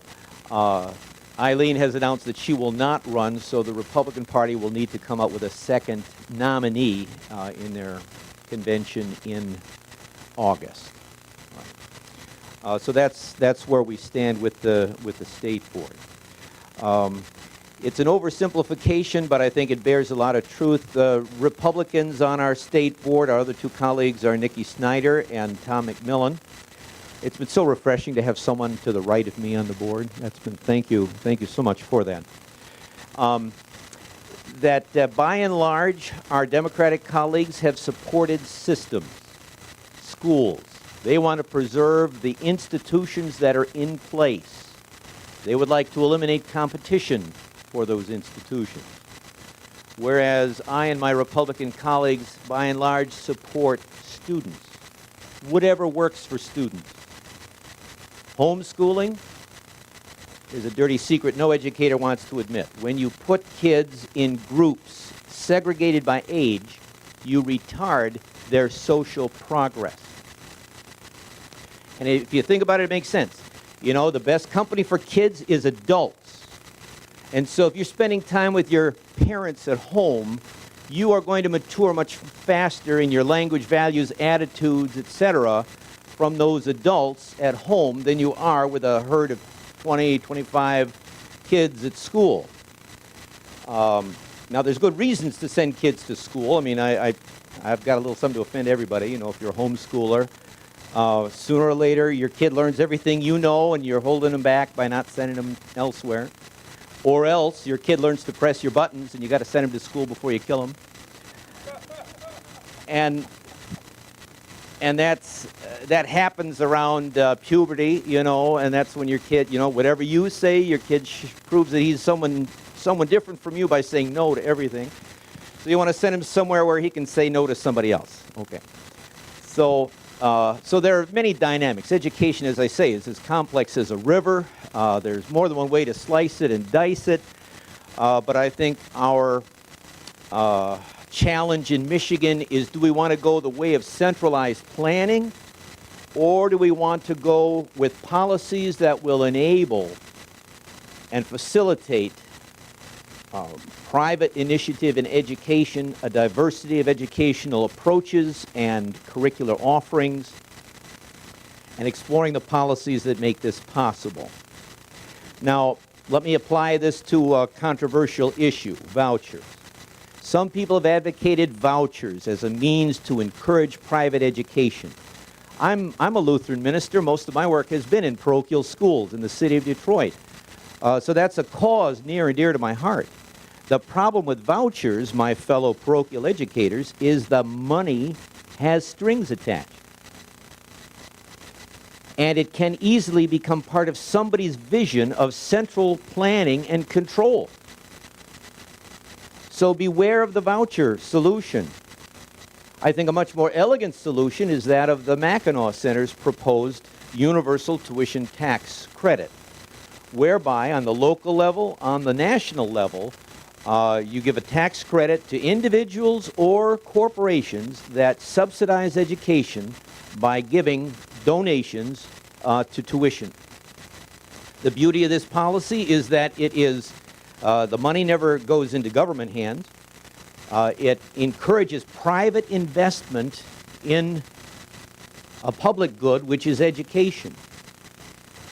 It implies that the successful programs will get the support and the unsuccessful ones will not, and therefore die off. Okay? And that's a good thing. We missed our chance when we did not close those schools 2 years ago. So I think that there are other policies like this whereby we can encourage private investment in public education. We can encourage personal responsibility and initiative in all of our citizens and avoid the deadening influence and seductive temptation of central planning. How much time do I have? Excellent. I can say a few words about the Governor's Commission on 21st Century Education. If you've read that report, I hope you were as repelled as I was by its preface. The preface talks about we want our kids to be better than we. And then in what way do we want our kids to be better than we?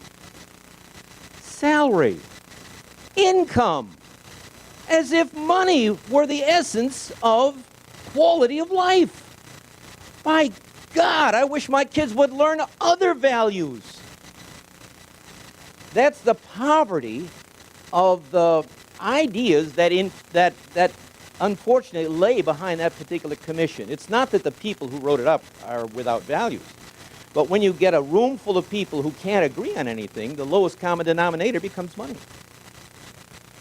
Okay, and so you have a series of proposals that lack the secret sauce. There is no internal consistency.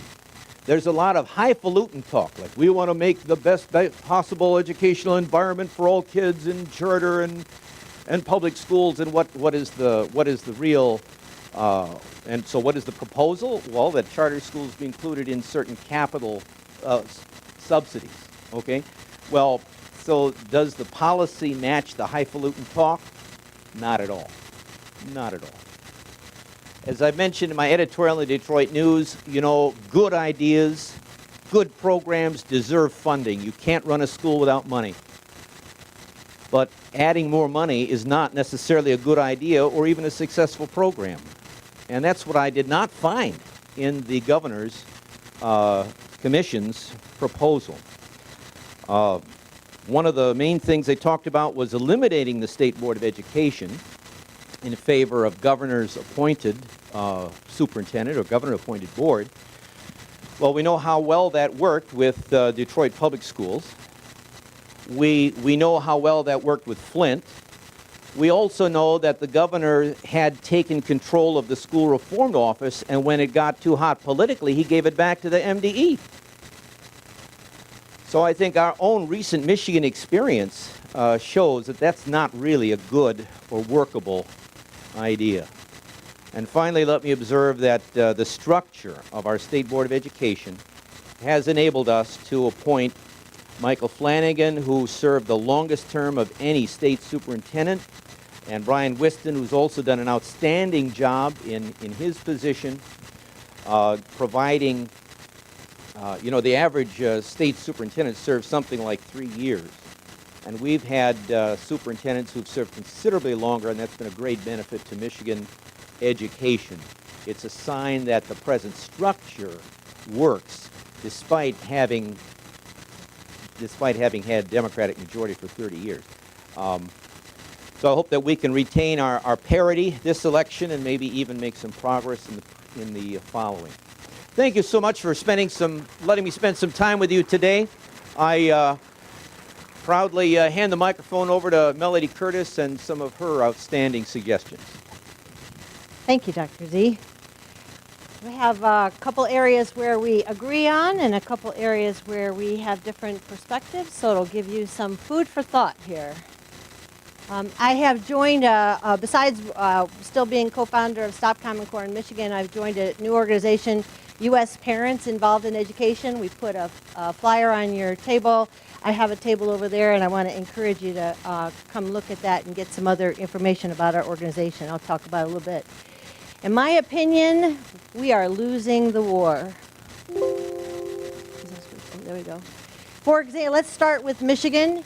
In 2005, 75% of our third graders could read at grade level. In 2018, 44%. Now, some people will argue you can't compare because of the new tests, new standards, but really, the definition of read at grade level, third grade, if it's done anything, it's gotten easier. And it's not all the poor minority students. And the third graders, the white third graders in 2002 were 13th in the United States. They're 45th in the United States in 2015. And white proficiency dropped another 6% in 2018. There's a thing called the white privilege. I think this is a distinct attempt to even the playing field. So let's look at some of the policy decisions we've made since 2002 that impact this. First of all, we've sustained whole language instruction for teaching reading. We established a gap accountability metric. That is, you look at your high-performing kids for your low-performing kids, and your goal is to get them closer together. Well, we're obviously doing that, but I don't think anybody would argue that we're doing it in a good way. We adopted Common Core. We expanded high-stakes testing, and high-stakes testing continues to expand into preschool, first, second grade, which we have never used standardized testing for those kids before. We've reduced playtime and increased academics. And this is all grades, including PE. We've increased instructional preschool, the institutional preschool. So as Dr. Z said, you know, spending time with your parents is a good thing. 3-year-olds used to spend time with their mom or a neighbor or grandma. And now we're asking them to go to institutional preschool already. We've had a dramatic increase in spending for literacy in the last 3 years. It's like $76 million. And now we're blaming parents as a policy, where we're getting the instructions home. You have to make sure your child is ready to read. And my argument is, if that's the policy of our public schools, that it's actually the parents' responsibility to teach kids how to read, then an illiterate parent will have illiterate children, and that is the policy of the public education system in Michigan or anyplace else. That's crazy. And now we're turning kids into human capital for the workforce. As Dr. Z said, this is where the conversation about money being the top priority in education. And finally, remember, we're coming up on a new policy that was passed by our legislature, our Republican legislature, to fail third graders who cannot read, as if it's their fault.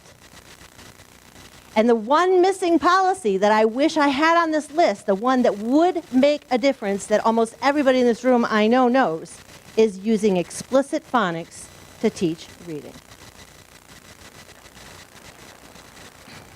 Last year I was here and I presented 4 tenets, the MiCPAC Education Committee, and I wanted to just kind of bring them back and tell you where we stand. So the first is about parents being in control of education. So where are we? Well, right now, parents are losing the battle. In just March of this year, South Dakota joined the growing number of states to do a fake repeal of Common Core. And you can look this up, but you know, you pass these bills to repeal Common Core, you finally get it through, and it ends up being 90% Common Core. And a lot of that is because they consolidated standards and added a few to change the percentage. We were recently told, just last week, that actually only 25 of our Republican legislators want to repeal Common Core. There is nobody who ran on supporting Common Core in the last election. But I think that puts all the other Republicans in the category of supporting Common Core, because if you won't vote to repeal it, where else are you? Next, the parents' efforts to opt out of state assessments has been thwarted. The superintendent sent a letter to parents that said there is no legal means to opt out. And worse yet, the ESSA plan that the feds passed is supposed to be turning power over to the states has a provision that states have to punish schools. They have to have a method to punish schools who have too many parental opt-outs.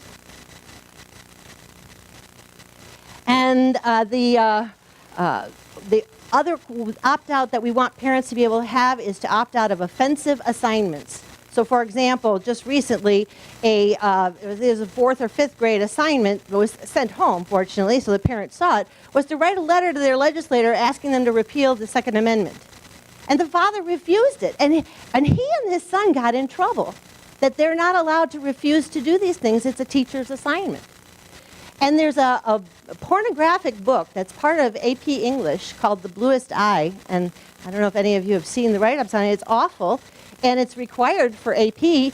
Some schools have opted out, but parents can't opt out. Parents can't say, my kid's not reading that book, and stay in the class. So we're losing that one. The next tenet was the local government, trying to be more local. We're losing in local control because our state assessments have to conform to instruction. We're moving to what they call personalized learning, which is a computer as teacher. Homeschool regulations are increasing, as Dr. Z said rightly, with vouchers, and they will continue to do so, especially if the feds offer education savings accounts or vouchers. The third tenet was the state government ought to have an oversight. We agree, but if you see what we're doing, as it was presented earlier today, the spending just in education has grown more and more and more, the largest since 2007, despite the fact that our enrollment declined 10%. And then the fourth tenet was the role of the federal government, which it should be none. They're not on the list. Publius told us. So what have we got? Well, President Trump ran on close the department, get rid of Common Core, but no progress has been made. And the ESSA demands that the states get U.S. Ed approval. California still hasn't gotten approval for their plan, and the whole business that Dr. Z talked about with the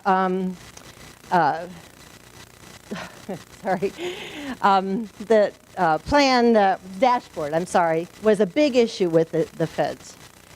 So what are we doing? We're continuing our battle. We're trying to put political pressure on people to pass HB 4192 in Michigan as a real repeal, not a fake repeal. And we are working, we've got a network of people across the country working hard to close the Federal Department of Ed. We have a blueprint, 5 easy steps. So I have a one-page executive summary. You can buy my booklet on the details of the whole thing. We've worked with Cato, Heritage, American Principles Project. It's a really good blueprint on how to actually get it done. And we sure could use your support. Thank you. I'm not sure how to work this, but I was asked to give a presentation on Islam in Michigan, and I was told to just keep it to the facts. So I entitled my presentation Just the Facts, Ma'am. Basically, I wanted to talk about Michigan, Islam in Michigan, but I've got to start with a global kind of an outlook. Who are we letting into our country? I'm not sure I know how to work this. I obviously don't.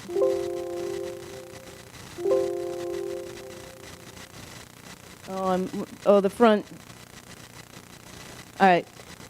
Who are we inviting into our country? Well, in 2001, a document was discovered during a raid in Switzerland looking for a man named Yusuf Nada. And this document detailed the fact that the Muslim Brotherhood's goal is a grand jihad to destroy Western civilization from within and end our miserable house. Now, who is Yusuf Nada? Well, in 2001 also, the presidential, the Department of Treasury designated him as a specially designated global terrorist. He is still on that list to the best of my knowledge, and that was under the Clinton administration, so that was no right-wing cabal that made that declaration.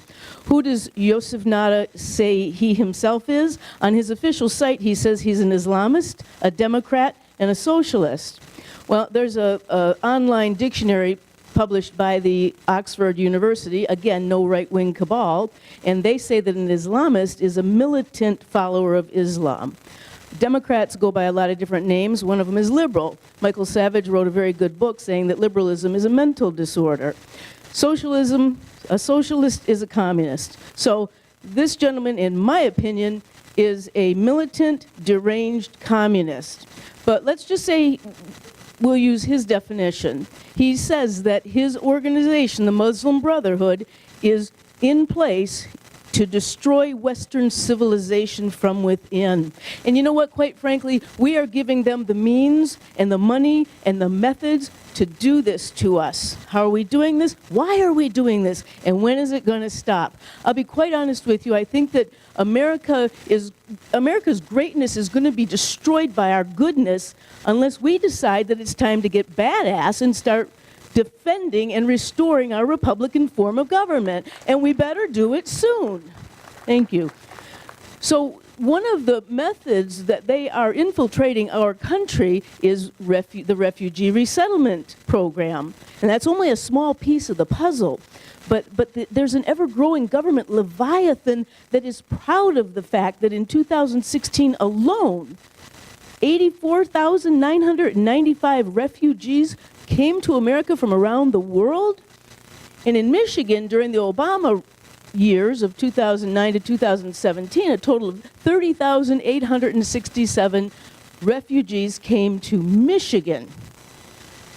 The cost of the refugee, according to an organization called FAIR, is about $79,600 every year for the first 5 years that that refugee is in the United States. So it is costing the American taxpayers over $12 billion over 5 years' time for the refugees that are coming into Michigan. Think of what we could do to our military and for our military with that kind of money. And according to the executive director of the Council on Foreign Relations, there's a total of 300,000 Muslims in the state of Michigan right now. Now, if only 10% of those people are radicalized, that means that in southeast Michigan alone, we have 30,000 people that want to kill us just because we're not Muslims. Where do our Muslim neighbors like to hang out? At the mosque. There's over 140 mosques that our government has allowed them to build in Michigan alone. 3,000 in the United States. What is a mosque? A mosque is, according to an Islamic poem, the mosques are their barracks, the domes their helmets, the minarets are their bayonets, and the faithful are their soldiers. There is a high concentration of mosques in southeastern Michigan. How you feeling? You feel safe yet? Here's a mosque in Dearborn that is 92,000 square feet of building space. 92,000 square feet, that is over 2 acres. And 4 miles down the road is the Islamic Institute of America, and they have a mantra, Islam for all, Islam for all. We are in deep and serious trouble unless we get a handle on this problem, and our legislators have to start doing something about it. Thank you.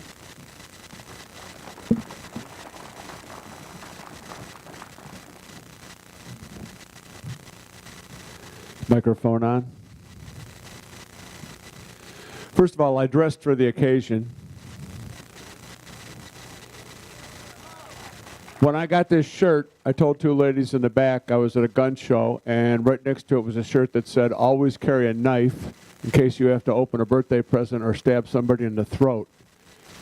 And I thought, I want that shirt, but it won't look good in a self-defense situation should I ever have to take somebody out, so I didn't buy it. Common sense. My name's Thayrone. I am Wham Radio. I don't know how many people know about Wham Radio in Ann Arbor, Michigan? People's Republic of Ann Arbor.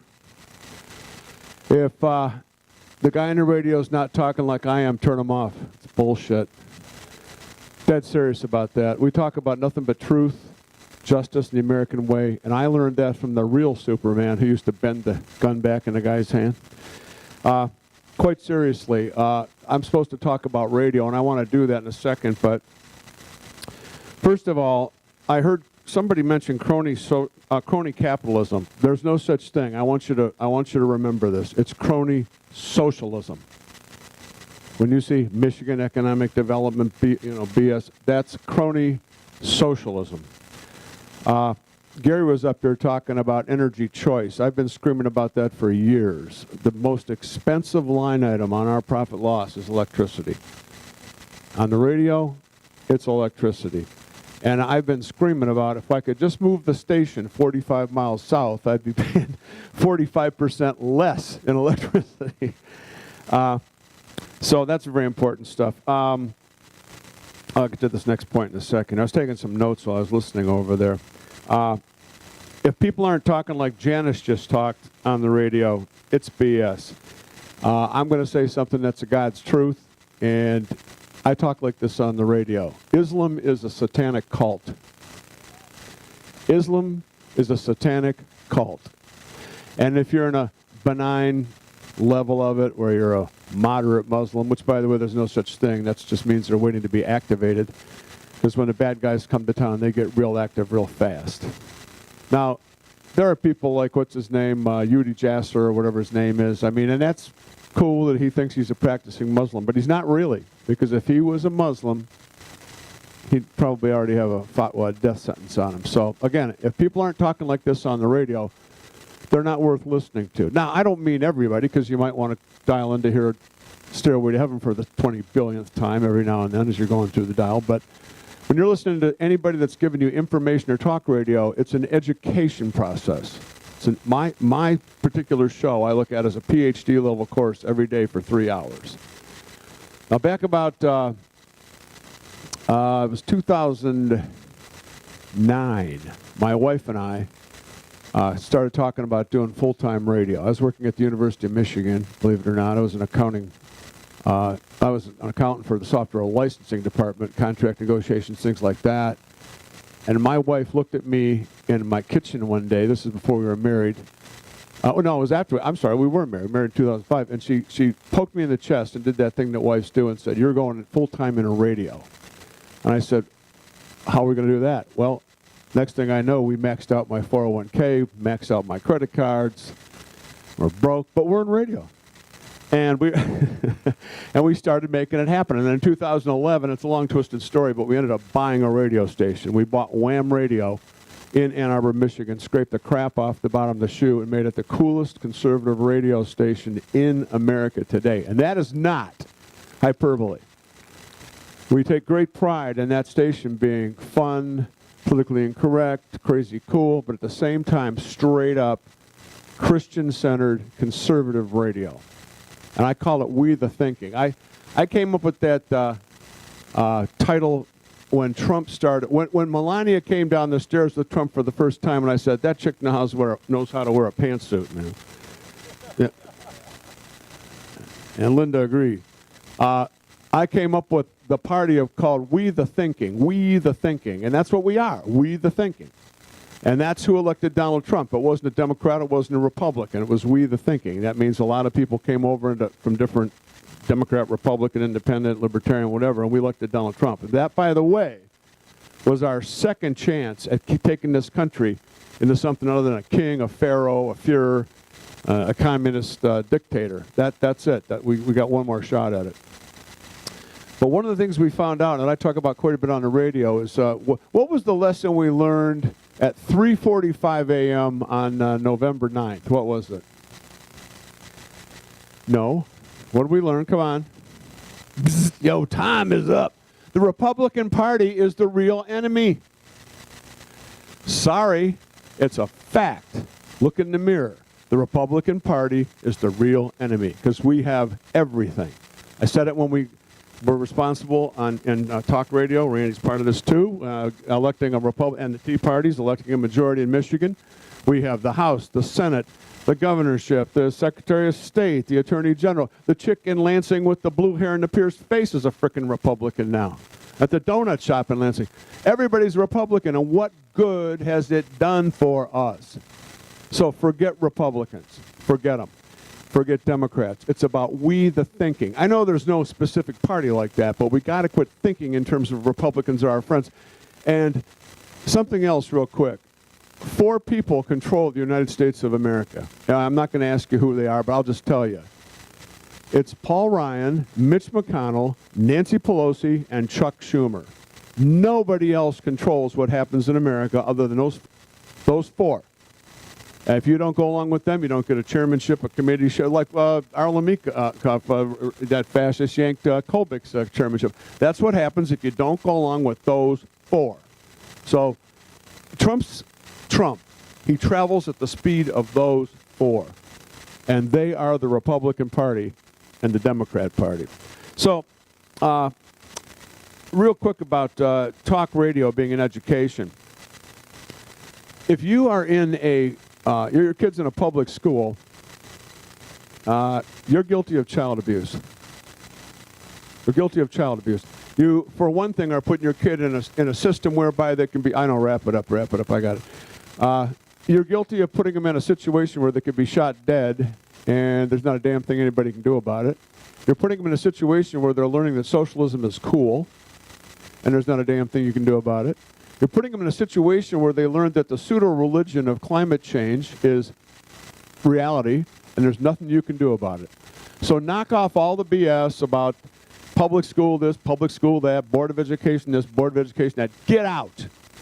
Get out and stop supporting that corrupt, communist, social engineering system. Get the hell out. Now, I know, I got to wrap it up, but I got one more thing I got to say. Don't come toward me, I'll take you down. Trust me, I can take you. Now, here's the deal. A lot of you here are grandparents, yes? How many people are grandparents? Raise your hand. All right. I want you to take your grandchildren out. I want you to give them $20 and say, don't listen to your mom and dad. I want you to get a copy of the 5,000-year leap and give it to them and say, don't show your mom and dad this. Put it up under the mattress like we used to do with Playboy when we were in our generation. And it's the new porn now. I mean, if you learn anything about Christ and the Constitution, it's porn, to the communists. But anyway, I want to wrap it up at that point. I want to say thank you very much for supporting Wham Radio. My wife and I put that together. As many of you know, my wife just passed, and I'm carrying on her dream. And I'm tasked with that, and I'm not going to let you down, Linda.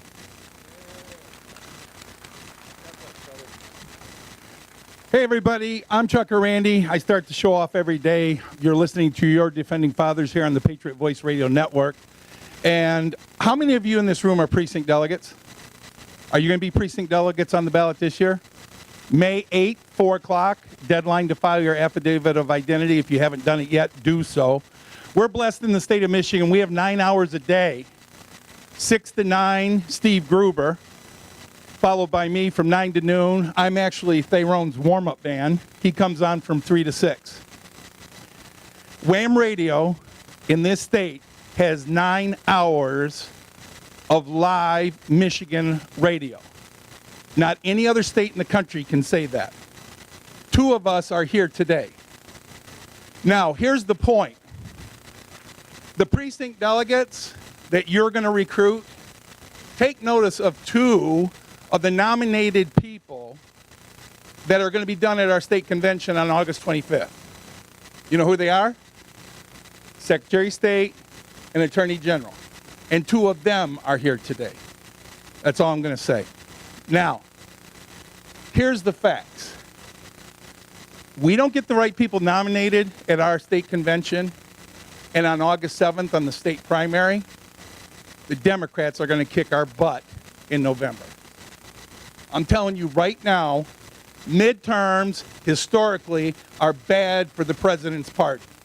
Why? Because we all worked our butt off to get Trump elected in 2016, and we're tired. Well, guess what? Every day, he gets on the microphone for 3 hours. Every day, I get on the microphone for 3 hours. A lot of people, you raised your hand because you know about Wham. How many of your friends know about Wham? Your family, your coworkers, the people you go to church with. If they don't hear us through you, these people won't get elected. We are going to lose population in the 2020 census. We were the only state in the country in 2010 that lost a congressman, and we're going to do it again in 2020. We went from 15 to 14. We're going to go down to 13. We may go to 12. That office right over there, the Secretary of State, after the 2020 census, will draw the lines that have to be redrawn. We're going to go through redistricting. You want Jocelyn Benson, who's backed by George Soros, the communist, socialist, progressive idiot that wants to destroy this country. Do you want Johnson Benson drawing up our lines, or do you want Mary Trader Lane doing it? Here's the point. You got to get on the field, people. You got to get your friends, your family, your coworkers, your church members on the field.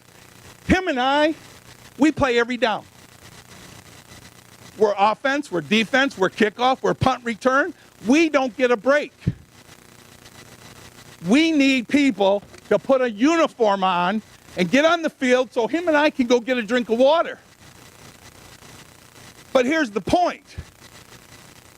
If we nominate the wrong people, and I'm going to say something for the record, and if there media here, I'll look at the camera. If Bill Schuette's the nominee of this party, we lose by 10 points. It's 55 to 45. We will have a Democrat governor in Michigan, and I'll tell you why. On August 8th, all the dirt they got on Shady Schuette is going to go on steroids.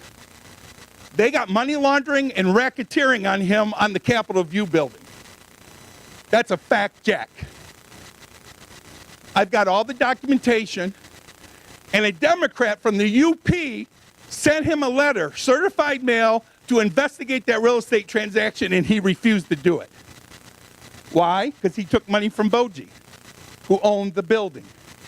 They bought it for $41 million, folks, without an appraisal. Do you know what the Lansing assessor said it was worth?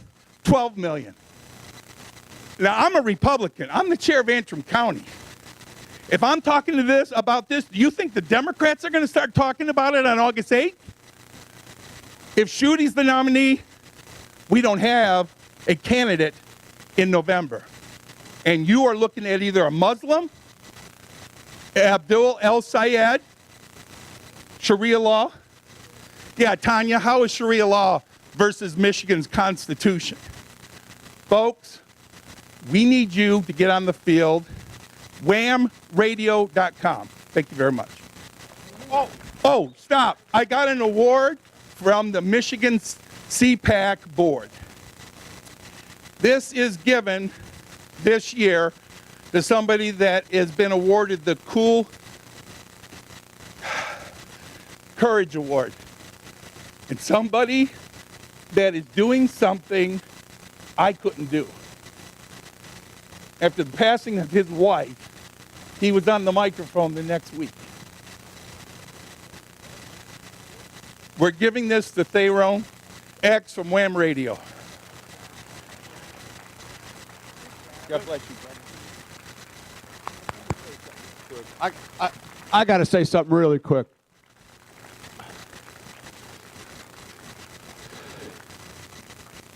About 2 months before my wife really started, she had stage 4 metastatic breast cancer, and she knew. And about 2 months before, I threw my hands up by tears in my eyes, and I said, I have no joy in my life. I got to get through this. And she did the same thing the day she decided I was going to get out of the University of Michigan and start radio. She did that. She gave me that look that only a wife can give you. You know what I'm talking about, guys? And she poked me in the chest so hard I still have a dent. She said, you are not giving up.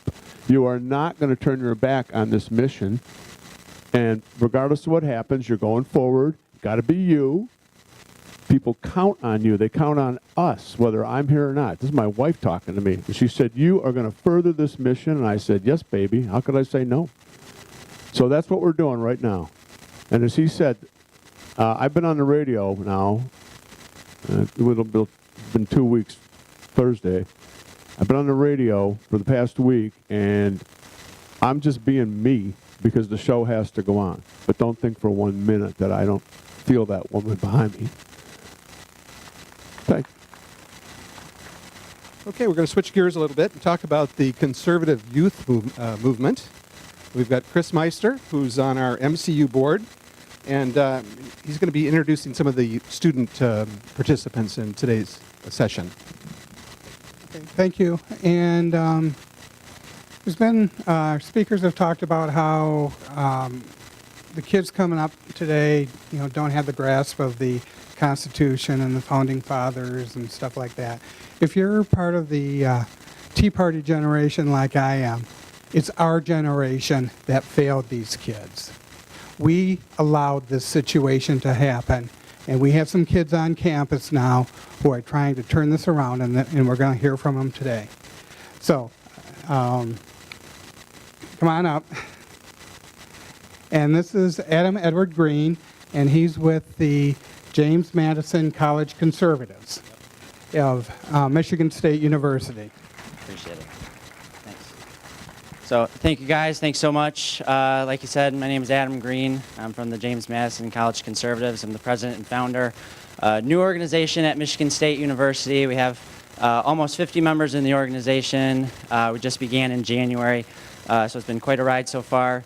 I'm a freshman studying political theory and international relations at the college. And I just wanted to extend first a thanks to Norman Hughes for allowing us to come today. I have a few of my members here with me, and just for allowing me to give a little intro of an awesome speaker here in a minute. So round of applause for Michigan CPAC. Just want to say we are honored to be attending this event with so many wonderful and influential people who are fighting for conservatism just as we are at Michigan State. And I got to tell you, it is very hard at Michigan State. It's one of the most leftist universities in probably the state and probably not the nation, and especially the James Madison College. We founded the organization in January. Like I said, we've held many bipartisan debates all over campus, many conservative forums, helped members find internships and jobs in Lansing or abroad, and have most recently hosted a gubernatorial town hall with Lieutenant Governor Brian Calley, Senator Patrick Colbeck, and Dr. Jim Hines. Our mission is to promote, protect, and defend those conservative ideals we see true to our American society, and to promote educational civil discourse on campus with all those who seek to learn and be informed. Very recently at MSU, a proposed student government bill that would pay for the construction and display of 6 American flags was shut out, being called racist, xenophobic, misogynistic, un-American, So this week, we'll be working with the MSU administration and a couple members here, speaking with Professor earlier about in hopes of being given the go-ahead to start fundraising and displaying those flags one by one over campus. So that's one of our main goals.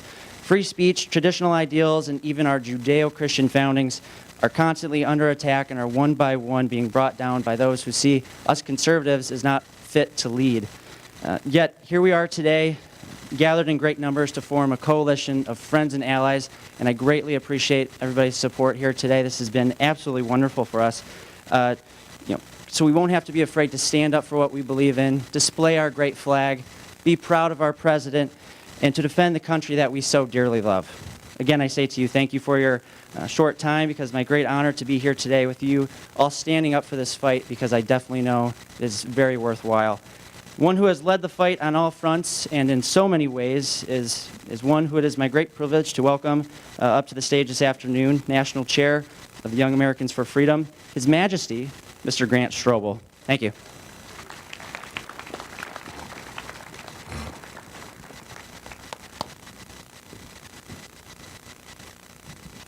Thank you so much, Adam, and thank you so much for what you and all of the Madison conservatives are doing at your school. I was talking with y'all in the back, and it sounds like you are doing fantastic work. So congratulations and good job. And I really have to say, it's good to be up here out of Ann Arbor.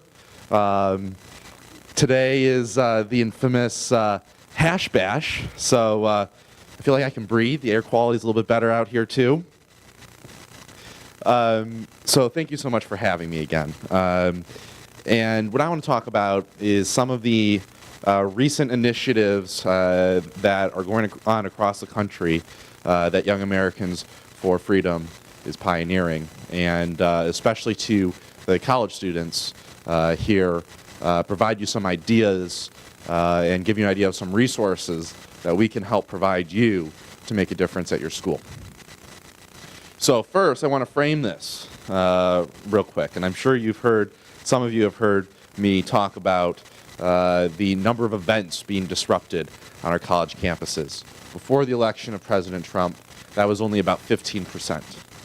And after President Trump was elected, skyrocketed, tripled to 46%, nearly half. So you can flip a coin whenever your event is held, whether it be disrupted by protesters or stymied by administrators. Now that's a pretty depressing statistic, I think.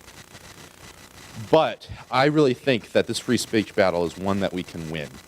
I can tell you that from my time as an activist on the ground for the past 7 years, whether it was in high school or college, that organizing activism initiatives and hosting conservative speakers can make a real difference on your campus. And I think college and high school administrators are starting to learn from us. At high school in Grosse Pointe, I remember being a pivotal part of changing school district policy to host an all-school assembly with Steve Forbes, exposing 1,400 students to conservative ideas, a permanent change. In college, I've hosted over 14 conservative speakers, about 4 speakers a year. Because of our work, we've received tens of thousands of dollars from the University of Michigan. And for our debate between Bill Ayers and Dinesh D'Souza, the dean of the Liberal Arts School, LSA, for those who are familiar, moderated and supports our group, and now has volunteered to speak with our group. We've actually never had protesters at our events, and our events have been packed with hundreds of people there. And this is the goal. We want to cast a wide net to attract students from every political persuasion to attend our event and listen to conservative ideas that they may otherwise not at our universities. And because of our work, I'd like to say that the university is doing a better job of providing security to events. They're discouraging interruptions from protesters, and they're protecting free speech. Yes, they have a lot more work to do, but they're taking steps in the right direction. When the university instituted a new designated pronoun policy, as you might have known, I declared myself His Majesty. I have had professors call me that, but you know what? De facto, we basically got rid of the policy because professors aren't using it anymore, because I think everybody at our school realizes how ridiculous these programs are. I didn't protest this out of disrespect. I protested because this is absolutely ridiculous policy that they're shoving down the throats, especially of the faculty there. I really feel bad for them because they're really facing the brunt of this because they, could face punishment potentially for not adhering to this coerced speech. And when the university canceled a screening of American Sniper, I'm sure you guys heard of that, because it was Islamophobic, we were the ones that created the petition for the national outrage with the support of Coach Harbaugh and brought it back. But my point here is not to talk about all of the cool things that we've been able to do at my school.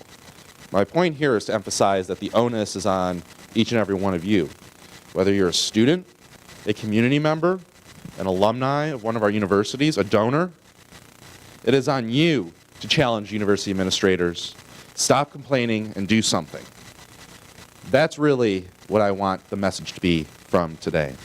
And that's why I dedicated my life to, encouraging high school and college students to stand up for what they believe in. It is my view that our movement should not depend on one leader. It depends on hundreds of leaders fighting for conservative ideas on their campuses. And as a result, I think they're making change. And I want to give you an idea that you can take on in your community right now.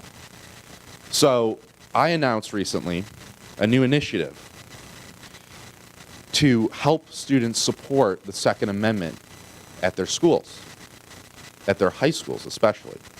Now look, I have the deepest of sympathies for the families and loved ones of those brutally murdered in the mass killings at any secondary school or university, and they occur far too often. And the left, as you guys know, is playing politics with this tragedy. Leftist groups like the Women's March are organizing so-called walkouts to curtail our civil liberties and to oppose the current president's administration. The left is playing politics with our children. And this is why I'm excited to announce two initiatives that YAF is championing. And actually, we have one student who's working with us at Grosse Pointe North High School. We will assist any middle school or high school that participated in a walkout or similar program that interrupted instructional time in hosting a lecture during an all-school assembly on gun safety and the importance of one of our civil liberties, the Second Amendment. If schools use taxpayer dollars, taxpayer-funded instructional time for this political purposes in these walkouts, it is only fair to allow student groups on the other side to provide an opportunity for them to host an alternative educational lecture on gun safety and the Second Amendment.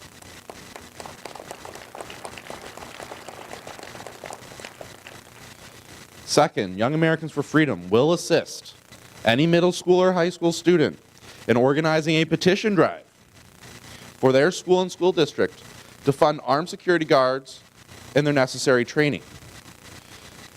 In addition, we will also help them provide language to petitioning their school to allow personnel to arm themselves to protect them and their kids.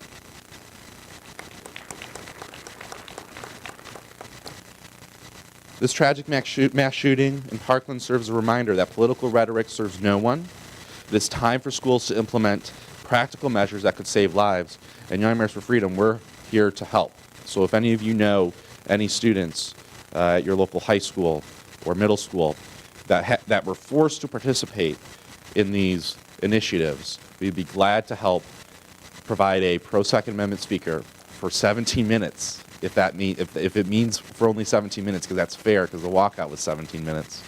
We will do that. We will help you. But here are some examples of the problems students face. One, burdensome restrictions. So, actually, just this past week, the Kennesaw State University chapter of Young Americans for Freedom, we filed a complaint in federal court, actually this past Monday, against administrators there over the school's assessment of viewpoint discriminatory security fees for their upcoming event with Katie Pavlich. The school claimed it was controversial and then slapped a security fee onto the student group. And universities lose time and time again when they do this. So this is expected to be a victory. But don't let your schools get away with that. Don't let your schools get away with that. If you or a student that you know is encountering onerous security fees by administrators because they're trying to because they know that student groups are underfunded, especially when they're conservative student groups are underfunded, and you'll potentially be forced to cancel your event, reach out to us or reach out to firms like Alliance Defending Freedom, and we would be happy to help defend your students. Another restriction is limiting attendance. When students brought Dinesh D'Souza to speak at Columbia University last year as part of our D'Souza Unchained lecture series, the university prevented students from entering the university prevented people that were not on the university's pre-approved list from entering the lecture hall.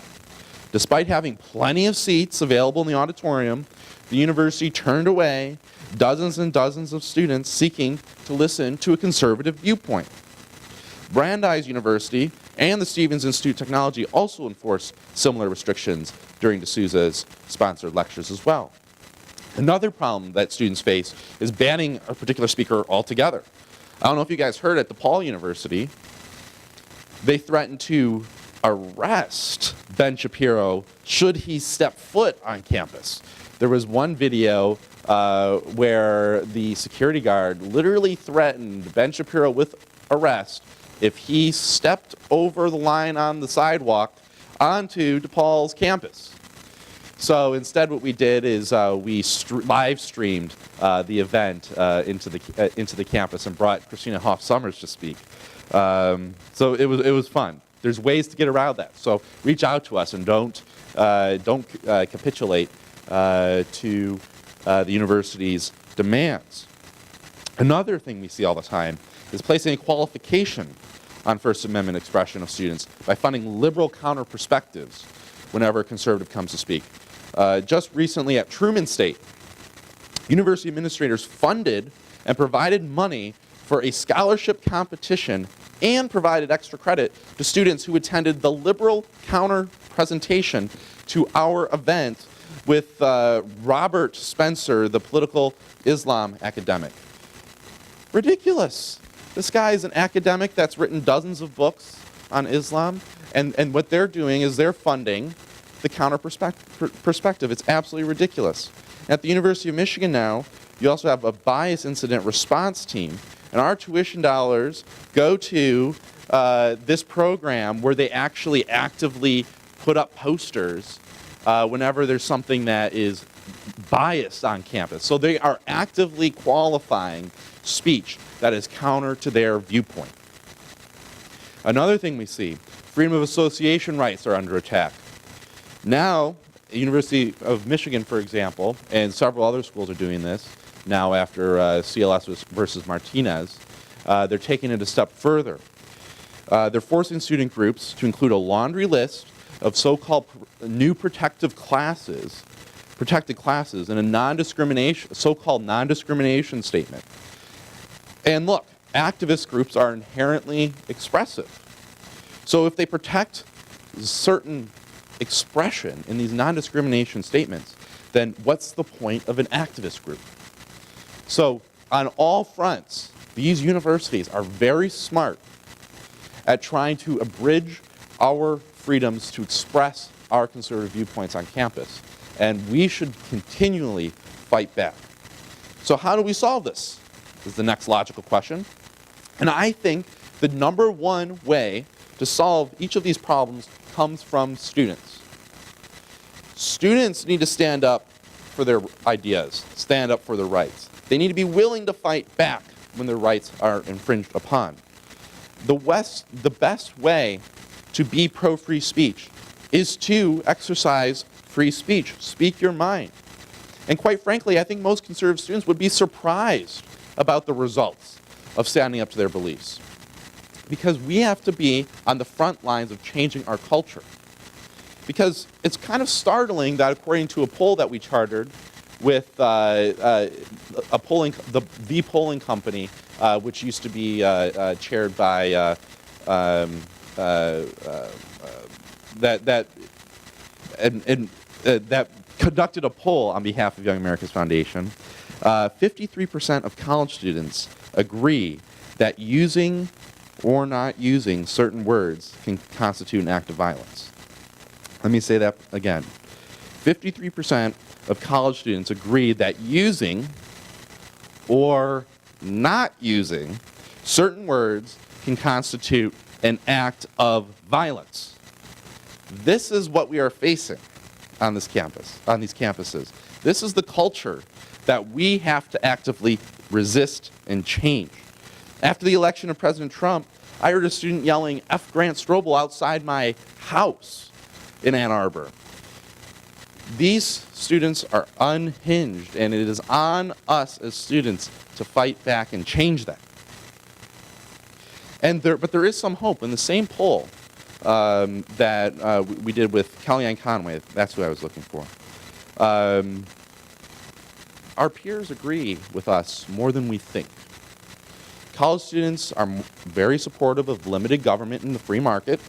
35% of students said they prefer free markets to government regulations, while only 16% prefer government regulations. Far more people didn't know, which also increases the importance of us trying to advocate our ideas and beliefs. More students believe in a strong free market, which is 48%, does a better job of handling today's complex economic problems than a strong, active government. Far more college students prefer smaller government with fewer services and lower taxes over a larger government that provides more services and higher taxes. On Black Lives Matter, 7 in 10 college students agree that given the recent acts of violence against police officers, the Black Lives Matter movement has cultivated an anti-police culture. On gender pronouns, this is very interesting, 62% of students disagree that professors should have the right to downgrade students for failing to use gender-inclusive language, like mankind instead of humankind in reference to men and women. And not even half of liberal students agree with the implementation of the use of pronouns like ze, zer, and zir on their campuses. So even these issues that a lot of us think are uphill battles, we already have the left on our side. But a lot of times I find that conservatives aren't willing to fight because they are self-censoring themselves from the get-go. And that needs to change. And that is what I am trying to encourage students to do, to be able to stand up for your beliefs, because we can win this.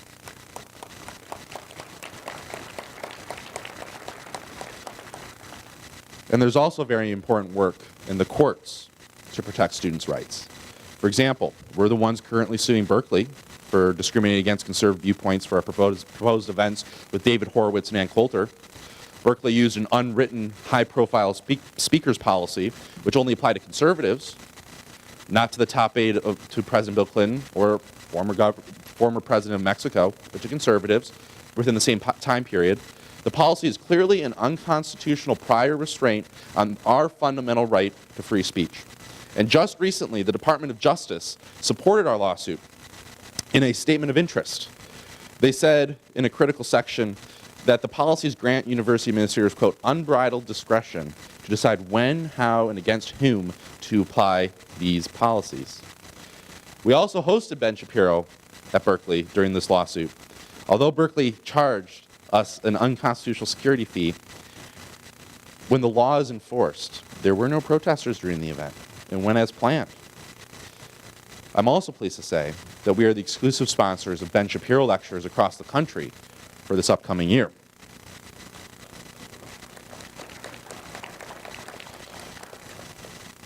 And also, universities across the country are looking at our work at Berkeley.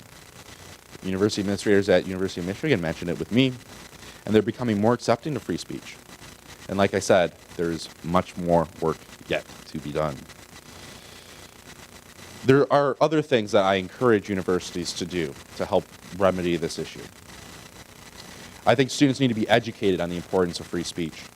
Perhaps in first year student seminars or in their student orientation, they should be given an explanation on why it's important to value different perspectives on controversial issues in a collegial environment.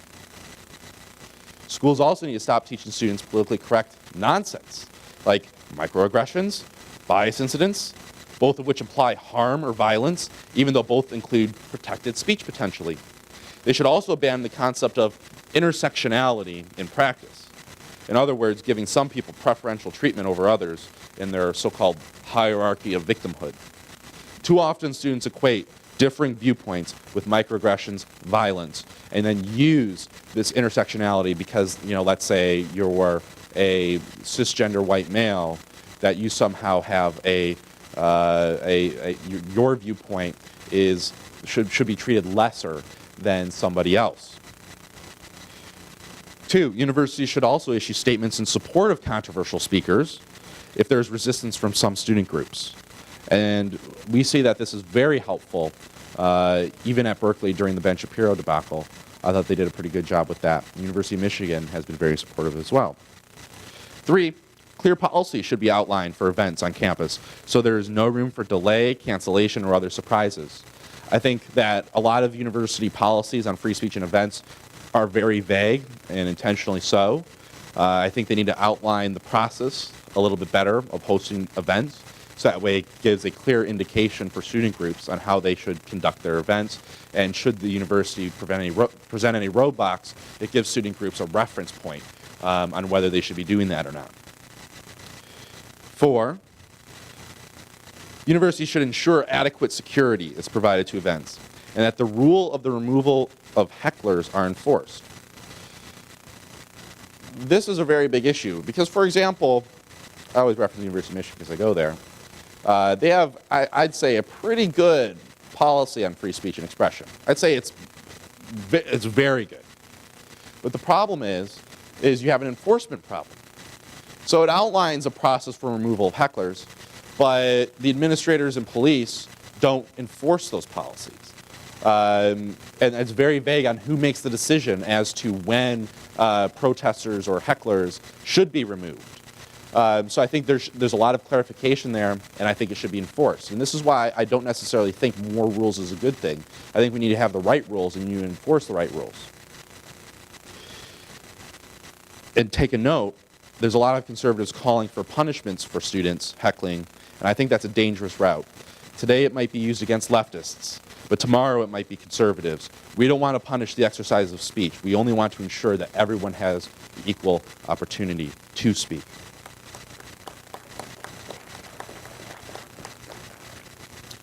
And 5, the rules on prohibiting students from unduly, with these events, there should be clearer outline procedures for that as well. But the bottom line here is there would be no conservative speakers, there'd be no lawsuits against these universities, there'd be no initiatives if it were not for conservative students at our liberal universities. And we at YAF are here to back these students up every single step of the way.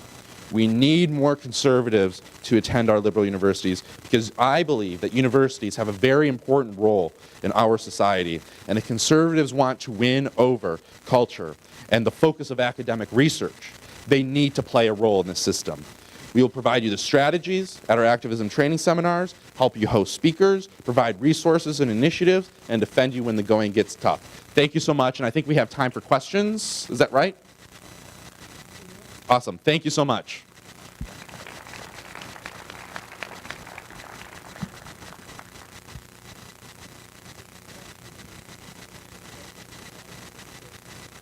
Around the state, our model, we don't have regional field directors because we think that that provides false incentives because you just want to up the numbers and you don't have effective chapters.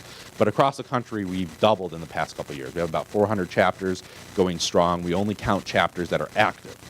We don't count chapters that are on the books, which I think differentiates us from other organizations who just want, where your field directors just put a check in the box. You have like a club on paper, but they don't do anything. I don't care about clubs that don't do anything. I don't care. I want clubs that do stuff. In Michigan, I think we have about 10, both high schools and colleges. We do not have one at State. We have one at Michigan, Grand Valley State. There's one starting up at Wayne. There's one at U of D Mercy. There's several high schools as well.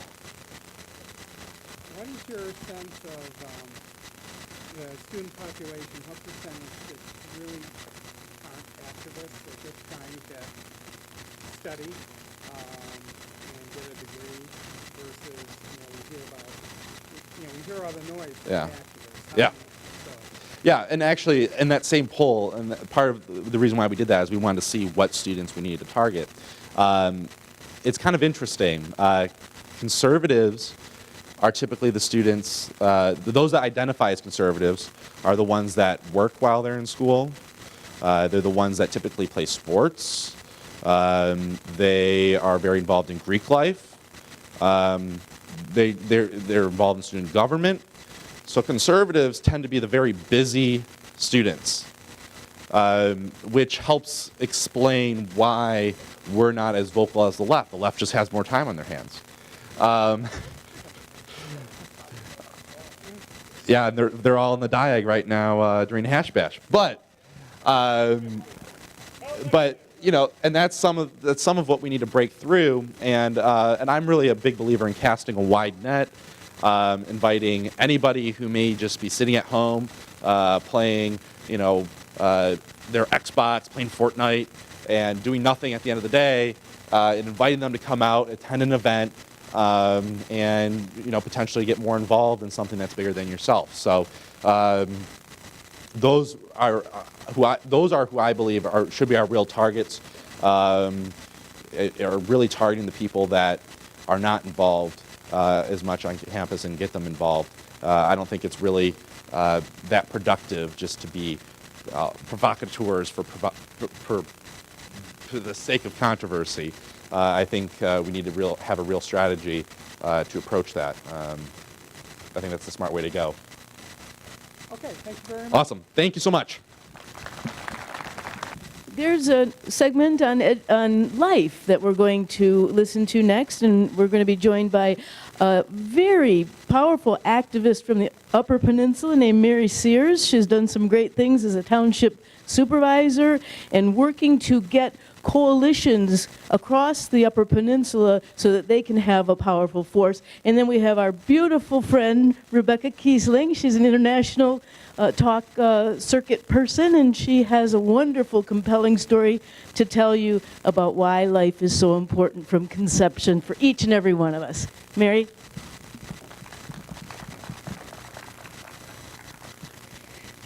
$35,064. 35,064 is the number of sanctioned deaths by mothers of their unborn children that have occurred since this conference has started this morning. That number should make your soul cry. 1,600,000. The number of unborn children that have died at the hands of our doctors and their parents this year in the United States.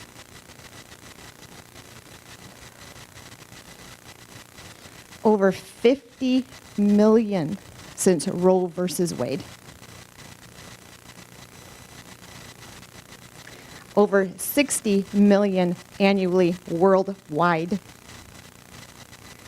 To put that in perspective, I'm from the UP, kind of small town girl.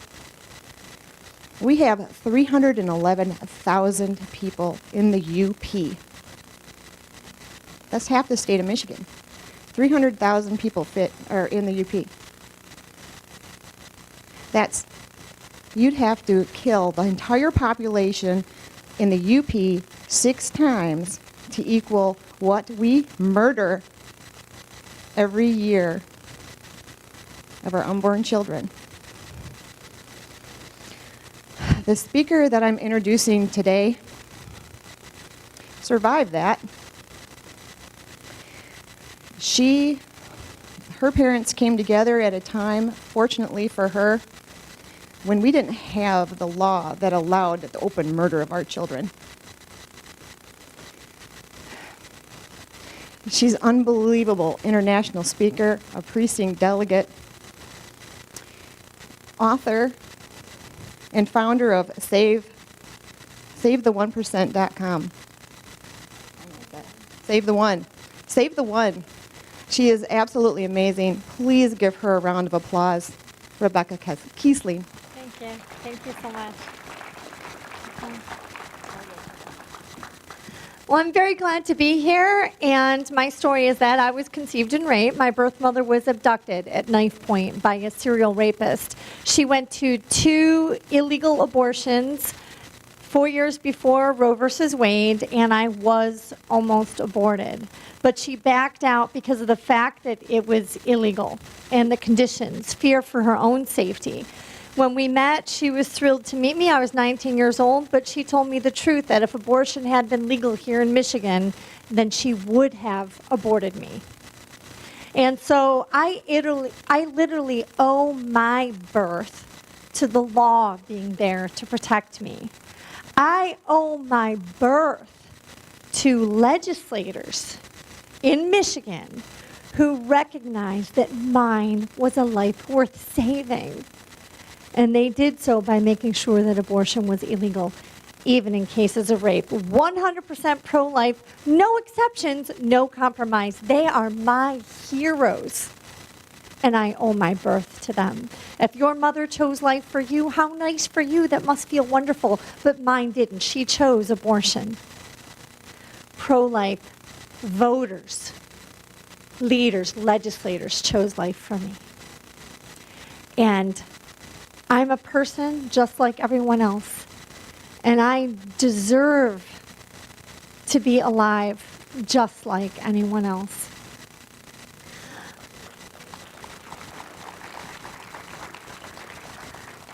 Now, I'm proud to be from Michigan because we are the only state that has never had a rape exception in a single law. And that does not just happen. That is because Right to Life of Michigan in the early 70s made a decision as a policy matter that they would not sacrifice the child conceived in rape, that they would not engage in child sacrifice, which is an abomination before God.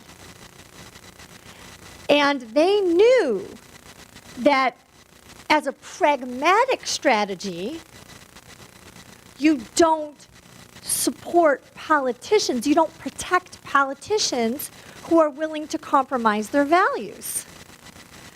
Now, Barton from Wall Builders, he says that if you want to know where someone stands on other issues, look where they stand on the life issue. Somebody who will compromise on the life issue will compromise on every other issue. And you wonder why we can't get much done in Congress? It's because we keep electing people and supporting people, endorsing them, who are willing to sacrifice their values. And so being politically pure is pragmatic, and Michigan proves that.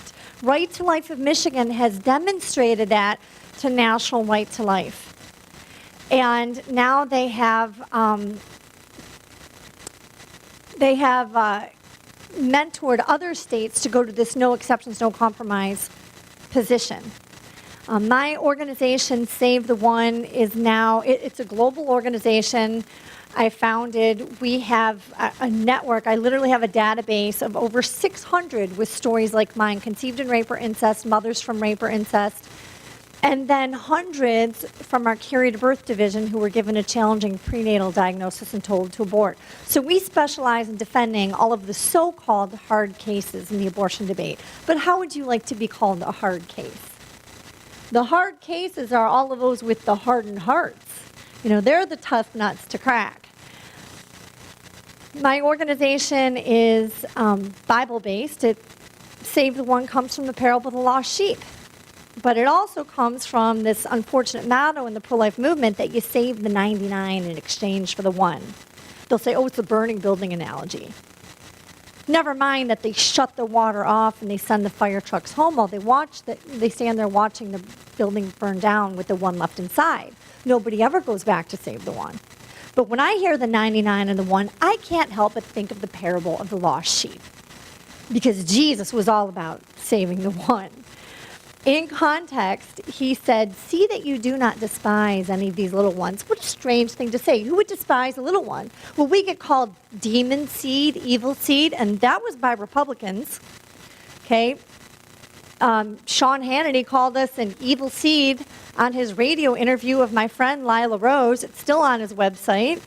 And this is 9 months after meeting me at the National Convention in Tampa, backstage at the Citizens United film.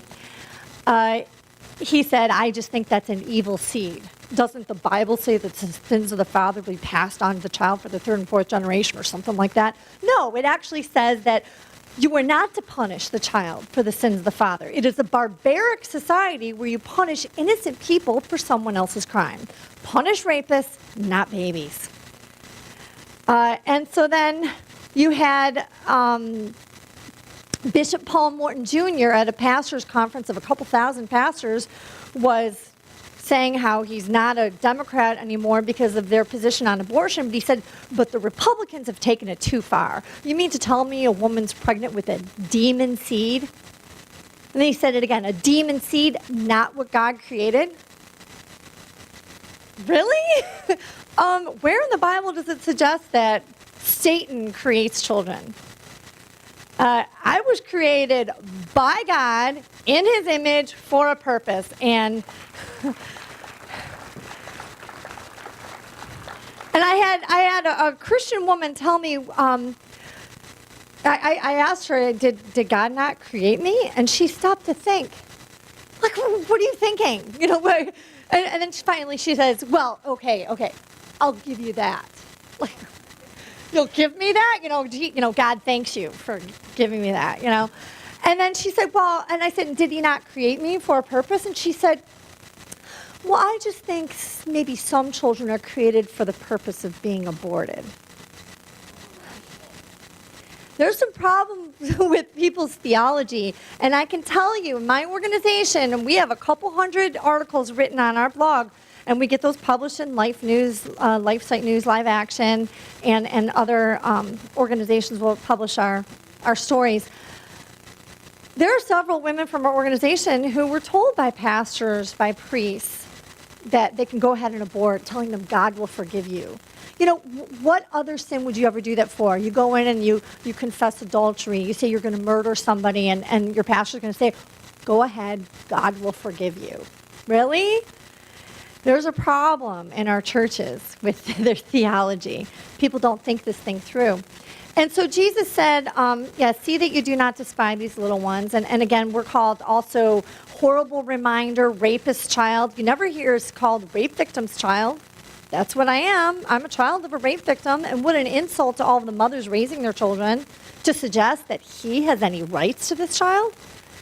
Thank goodness that my friend Tanya Shoemaker, she helped pass the law here in Michigan to terminate the parental rights of rapists, recognizing that these children are the rape victim's child.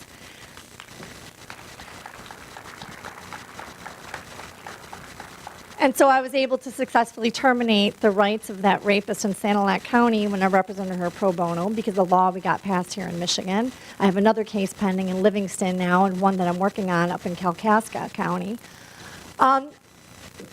So these are all the names that we're called. And by the way, you never hear anybody call Obama a polygamous child. They would never get away with that. But it's okay. We're the only people group in today's modern society where it's okay to bash and systematically target for eradication. So Jesus went on to say, for I tell you, there are angels in heaven always look upon the face of my Father in heaven. And then he goes into the whole parable of the lost sheep, how the good shepherd leaves the 99 to save the one. And he finishes the parable by explaining its point. He says, for in the same way, your Father in heaven is not willing that any of these little ones should perish, and neither should we. And when you are willing to accept a rape exception, you are saying that you are willing. You're saying that you're willing to engage in child sacrifice. Punish rapists, not babies, and protect babies, not mediocre politicians. I am in several documentaries. I'm in the Citizens United film, The Gift of Life with Governor Mike Huckabee. Mine is one of several stories featured in this film. And I had backstage passes to the premiere. There were 4 presidential candidates that spoke at this premiere because it was held in glamorous Des Moines, Iowa, in between the presidential debates and the primary. And Bachman, Santorum, Perry, and Gingrich all spoke. I went backstage, introduced myself to each. I told them that I'm in tonight's film, that I'm the national spokeswoman for personhood. Right away, Bachman and Santorum said, I signed the personhood pledge. It was a 100% no exceptions, no compromise pledge. It came out 2 days before. They both signed it immediately. Perry and Gingrich had not signed it because they were both rape exception candidates. And I gave them my DVDs, Conceived in Rape, From Worthless to Priceless, and our group DVD, Accepting Cases of Rape, 12 Stories of Survival, and my business card, Conceived in Rape, Targeted for Abortion. You know, subtle. And right away, Perry was stunned. He asked me, this is your story? And I shared with him little of what I shared with you. And he asked me, can I have your autograph? I said, no. He said, I mean it. And he gives me a marker, says, make it out to my daughter. So I wrote 100% pro-life, Rebecca Kiesling. And then he asked me more questions, and I told him how, as an attorney, I've litigated numerous high-profile cases here in Michigan defending human life, pro bono, and I have this global organization. I speak globally. And anyhow, and then he says to me, you know, you're my heroine. Wow, thank you so much. But it's funny you say that, because my question for you is, would you be my hero? And I shared with him again what I shared with you, that I'm alive today because of the legislators in Michigan who are my heroes, who protected me. And I asked him again, would you be my hero too? And he said, yes, I would. But you make that rape exception. And he put his head down. He was shaking his head saying, wow, this is so powerful. This is so powerful. And he was thinking about it. And I didn't know how much time I'd have with him. Other people were waiting, and I told him, I wanted to get my photo taken with you, but my battery's dead. He said, well, I'm my own personal photographer. Come with me. And so we went into his green room where they took tons of photos, which he never sent me. He used footage of me with him and Governor Huckabee in his commercial. But he kept looking at the camera saying, I just can't imagine. I just can't imagine. And I looked up at him and I explained that when you make that rape exception, that's like saying to me that I deserved the death penalty for the crimes of my biological father.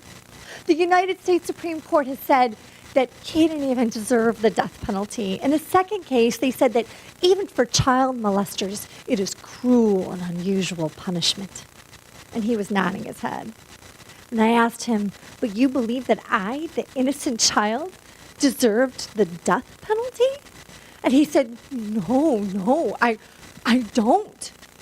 And I'm like, well.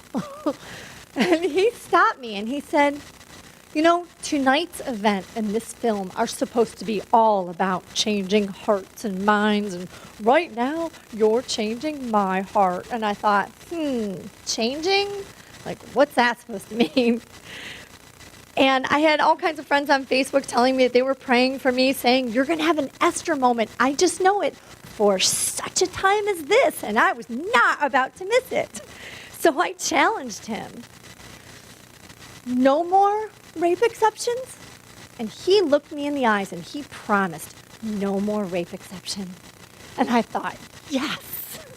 And he went on to say that he had just never put a face to the issue before, that he had never considered it from the perspective of someone like me. He was the governor of Texas running for president. You think he's never heard the arguments? But it goes to show what faces, voices, and stories can do to pierce the heart in ways in which arguments cannot. My very first day of law school, my legal research and writing class, we learned something called IRAC. Issue, rule, application, conclusion. You have to know how to state the issue, the rule, which is what the law is or what the principle is, and then you have to apply it to your case at hand and then make your conclusion. You could be the most brilliant legal scholar, but if you don't know how to apply the law to your case at hand, you will lose. There are a lot of people who are good. They know like the science behind and the biblical arguments and philosophical, legal on the issue of abortion, but they fail to apply it to real stories. Take those principles, apply it to real stories, because that's what pierces the heart. And there's a lot of studies that show this. My philosophical abortion essay has been ranked #1 on Google for a couple decades. I'm well able to go there with the philosophical arguments. But when I speak on university campuses, what I find is that there's a lot of people that are well pleased with keeping this discussion in the philosophical realm so they can play let's make pretend we're not talking about real people. How many of you know whether Norma McCorvey had a son or a daughter in Roe versus Wade? By the time her case reached the Supreme Court, she had given birth and placed that child for adoption. I was born exactly 3.5 years before Roe versus Wade, exactly 10 months before the trial date in Texas. I've met Norma McCorvey. And I find that there's pro-life activists and leaders all over the country who don't know whether she had a son or a daughter. Let me tell you, she had a daughter. This is not some fictitious, theoretical, philosophical, legal entity called a fetus, but a real person, and a woman, no less, who was targeted for abortion in that case. We cannot let people forget that we are talking about real people. So after God used me to change the heart of Governor Perry, the very next morning he signed the Personhood Pledge, and so did Newt Gingrich. And he went on national television talking about our conversation, how my story pierced his heart, saying that he could not look me in the eyes and justify the rape exception any longer.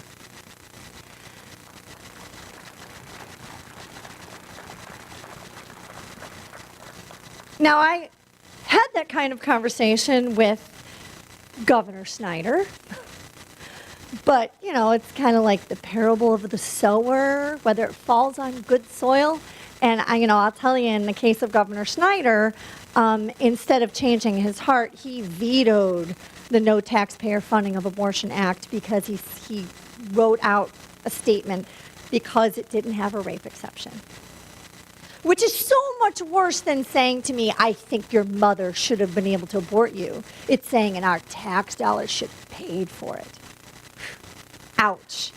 Ouch. You're going to put a price on my head?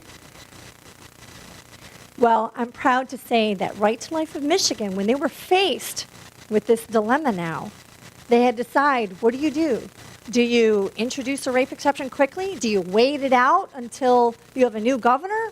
Or do you spend hundreds of thousands of dollars to do a statewide petition drive where you have to get 8% of the last gubernatorial vote, and with then a simple vote, majority vote of the House and Senate, you can override the governor's veto? I've asked other pro-life leaders across the country, what would you do? What do you think they should do? So many of them said, oh, you don't waste hundreds of thousands of dollars. You introduce a rape exception.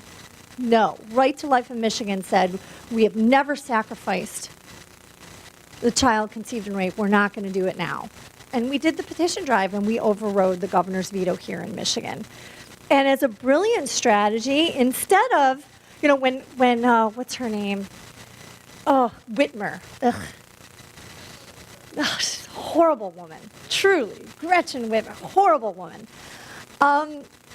She was calling this the rape rider. Do you all remember that? And it was like national headline, rape rider. And Right to Life in Michigan told the Republicans, in the House and Senate, we got your back. Don't debate it this time around. You debated a year ago. Don't say anything. Because they didn't want any kind of, awkward soundbite or anything. Just wait.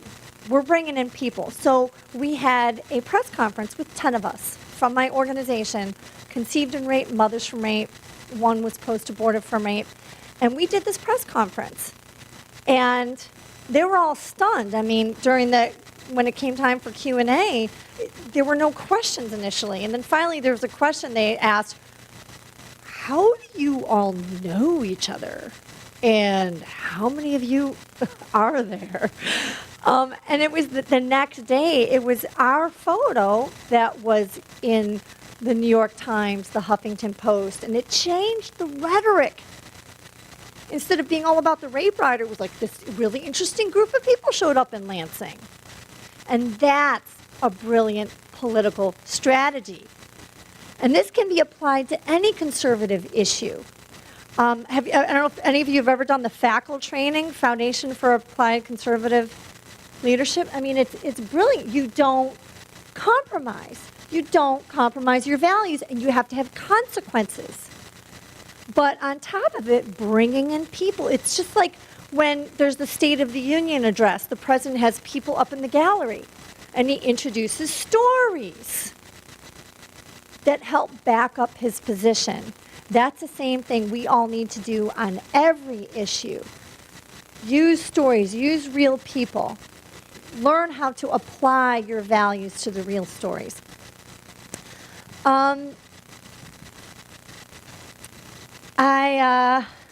How much time do I have left?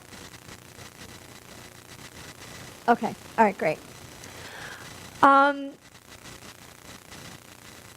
One quick thing I want to say as a precinct delegate, if you guys are getting like robocalls asking how you're going to vote,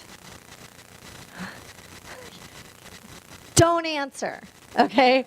Don't tell them, none of their business, because I don't know if you know what happened 8 years ago, but, Yob used that, and my local 8th district, or at the time was 9th district, chair was working for Yob's campaign, and he was able to call an early morning meeting up in Lansing for the district. And we were all waiting in line at the Breslin Center, and he had his cronies there, and he made a motion to give him sole discretion how to elevate all of the alternates. And so the first 70 in line to be elevated in Mike Bishop's district, when he was running for Attorney General, his own district, all 70 of them had stickers for Yob candidates, which included Bill Schuette. I like Bill Schuette, okay? He's a friend. But the fact that any campaign would try to work against precinct delegates is unconscionable. That they would try to take away our voice, our right to vote. We decide in our local caucus who's going to be elevated based upon your credibility. You've put years in working for the party. And we vote for our friends how they're going to be elevated based upon that credibility and the work that your peers know that you have put in. And now you're going to have campaigns try to undermine the work that you've been doing. I have a serious problem with that. And I made a post on this on Facebook a couple weeks ago, and every day I'm still getting notifications that this is being shared in Michigan. I hope all of you will sound the alarm, warn people. Don't let them take away our voices as precinct delegates. Okay. I know that wasn't my topic, but, I know, he only won by 100, and there were 70 in line that had stickers for Yob's candidates in his home district. So if those 70 votes, if 50 went the other way, that's enough for the 100-vote difference. It was just so wrong. And the fact that a district chair, Glenn Clark, was working for Yob's campaign, that shouldn't be able to happen. It really should not be able to happen. All right. Lastly, I'll share one last story, or two quick stories. So I used to homeschool for several years. I have 5 children, and my youngest daughter, when she was 6.5 years old, Contessa, she asked me, Mom, how do you spell the word conceived? Conceived, like, what do you want to know how to spell conceived? I'm writing a book, it's a surprise. You know, and if you homeschool, you know, your 6-year-olds write books. And they know my story. They know that that conceived means how God created me, and they know what rape is because they know that you have to learn to protect your privates from the time they're in diapers. Gosh, I used to want to duct tape it on for my sons, you know, because they're always yanking it off. And your privates are anything that are covered by a diaper, right? Pretty easy to explain that rape is when someone touches your privates without permission, or somebody hurts your privates, and they know what abortion is, that kills unborn children. And so this is what my daughter wrote at 6.5 years old. Conceived in rape is not bad because that's my mom. Rape is bad and abortion is bad because they both hurt people. I think, why can't politicians just say that? You know, I mean, a 6-year-old can understand this easy concept. And then lastly, on my birthday a few years ago, my birth mother called to wish me happy birthday and to tell me that my grandmother had died on my birthday. I was born on her wedding anniversary, and she died on my birthday. We had both been to visit her a few weeks before.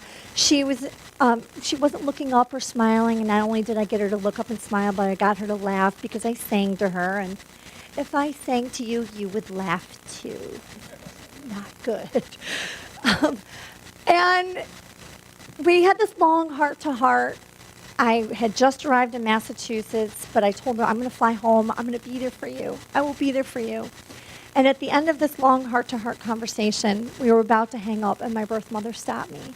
And she said, Rebecca, I just want to say, I'm so glad I had you.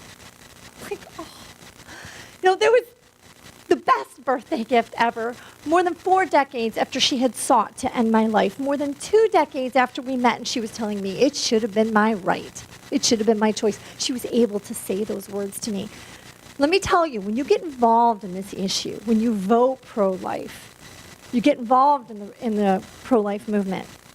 This is not a theoretical discussion, but know that there will be women in Michigan who will be able to say to their children, I'm so glad I had you.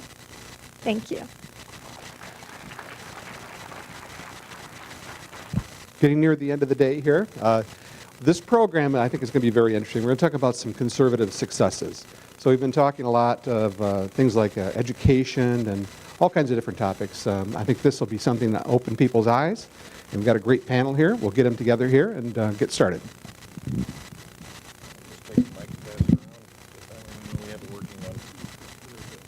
No, that's okay. I'll tell you, the lavalier seems a little off today. I doubt anybody in here is tired of winning. Okay, I mean, certainly in the last year and a half, we've seen a lot of evidence that we are starting to turn the boat around, and as you know, the boat takes a bit of a turn. In local politics, in fact, local politics is really where it's at, because everything is done in local politics, and we're going to develop leaders in our local political system. And as you know, last year I talked a little bit about becoming a part of some of the institutions that are typically occupied by the left. The library, the district library, the largest organization, governmental organization next to the schools up there, and it's run right now primarily in a conservative manner. And we've gotten rid of pornography. We've managed the accountability in such a way that, well, for something that some people think there is a question whether or not libraries even should exist anymore, we passed a millage that went 75.5%. That's how well we showed how well it could be done. So there are plenty of other people who are doing things right.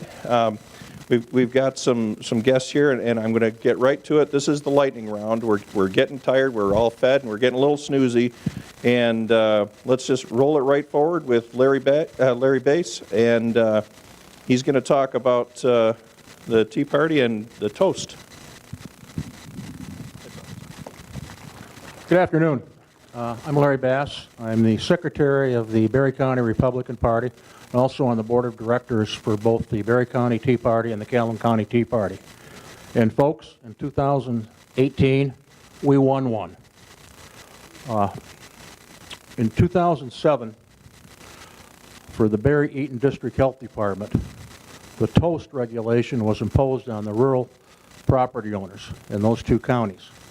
And basically what that did is that turned our health department into a law enforcement agency by requiring health department approval to sell your property if it contained an on-site well and septic system. Since 2007, there's been 13,000 inspections within the two counties at the average cost of $450 an inspection. 5 years ago, we formed a core team of grassroots activists in both counties, and some of those folks are here today. We established a common goal, and that was basically to get the regulation repealed. And we defined the approach that we were going to take to accomplish that. We were told by elected officials that that was impossible. It was never going to happen. We were dealing with a health department. It was an environmental issue, and we were frankly going to have to deal with it. We made a decision to approach the repeal from a political perspective.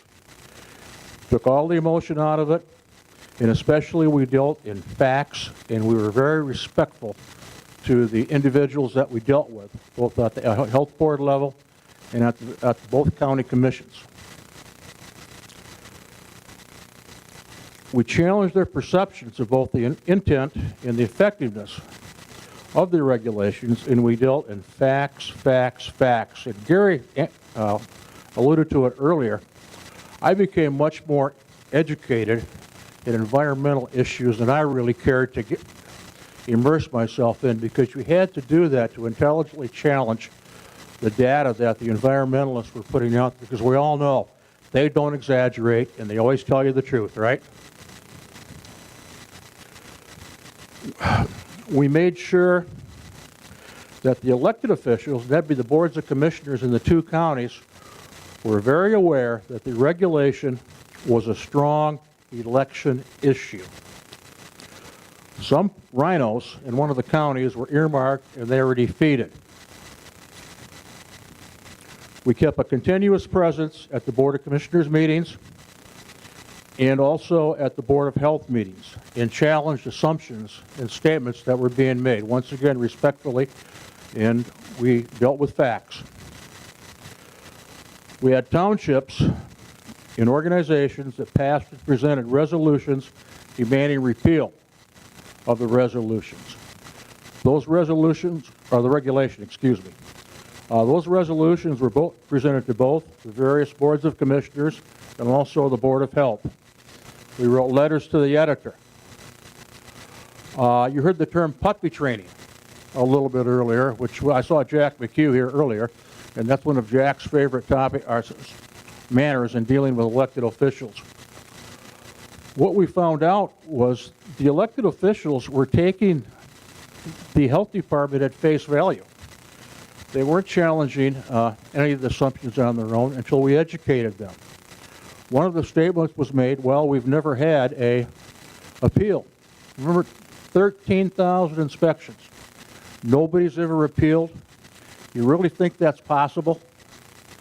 What the appeal process was is you had to pay $400 to initiate an appeal, wait up to 30 days, and the same individuals that failed your property were the ones that were going to decide if your appeal was valid or not.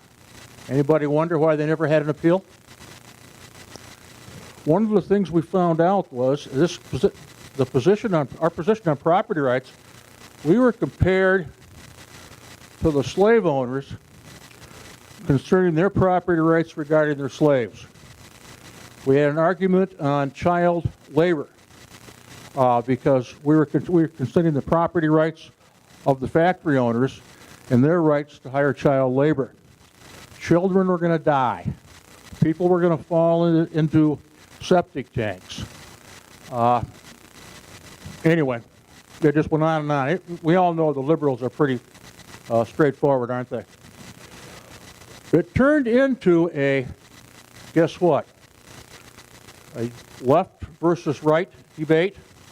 Interestingly, it also turned into a urban versus rural contest.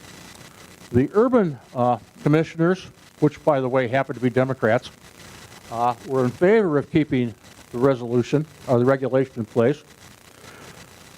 The Republicans in both counties, who for the most part were rural property owners, were in favor of getting rid of it. On March 21st, the final piece fell in place. The Eaton County Board of Commissioners voted on a party line vote, 9-6, to repeal toast. So that regulation had died finally after almost 10 years to the day. So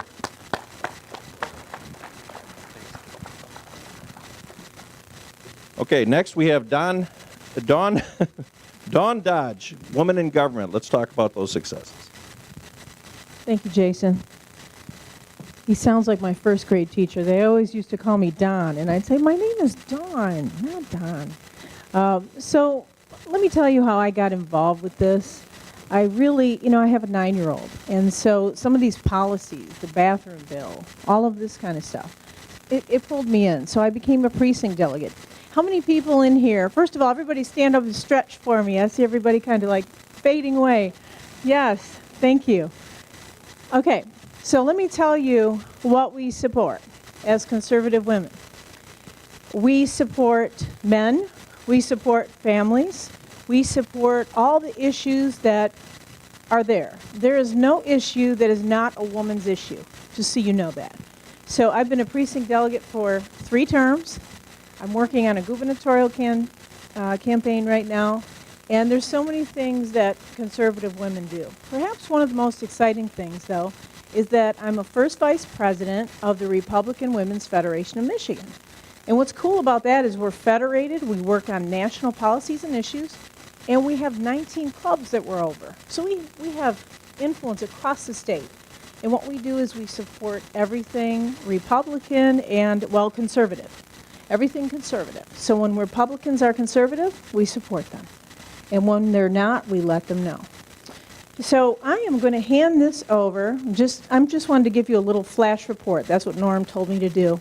To the next speaker. I just wanted to let you know that women's groups and organizations are not just for women. We are for men, we are for families, and we are for all issues. Thank you. Thank you, Dawn.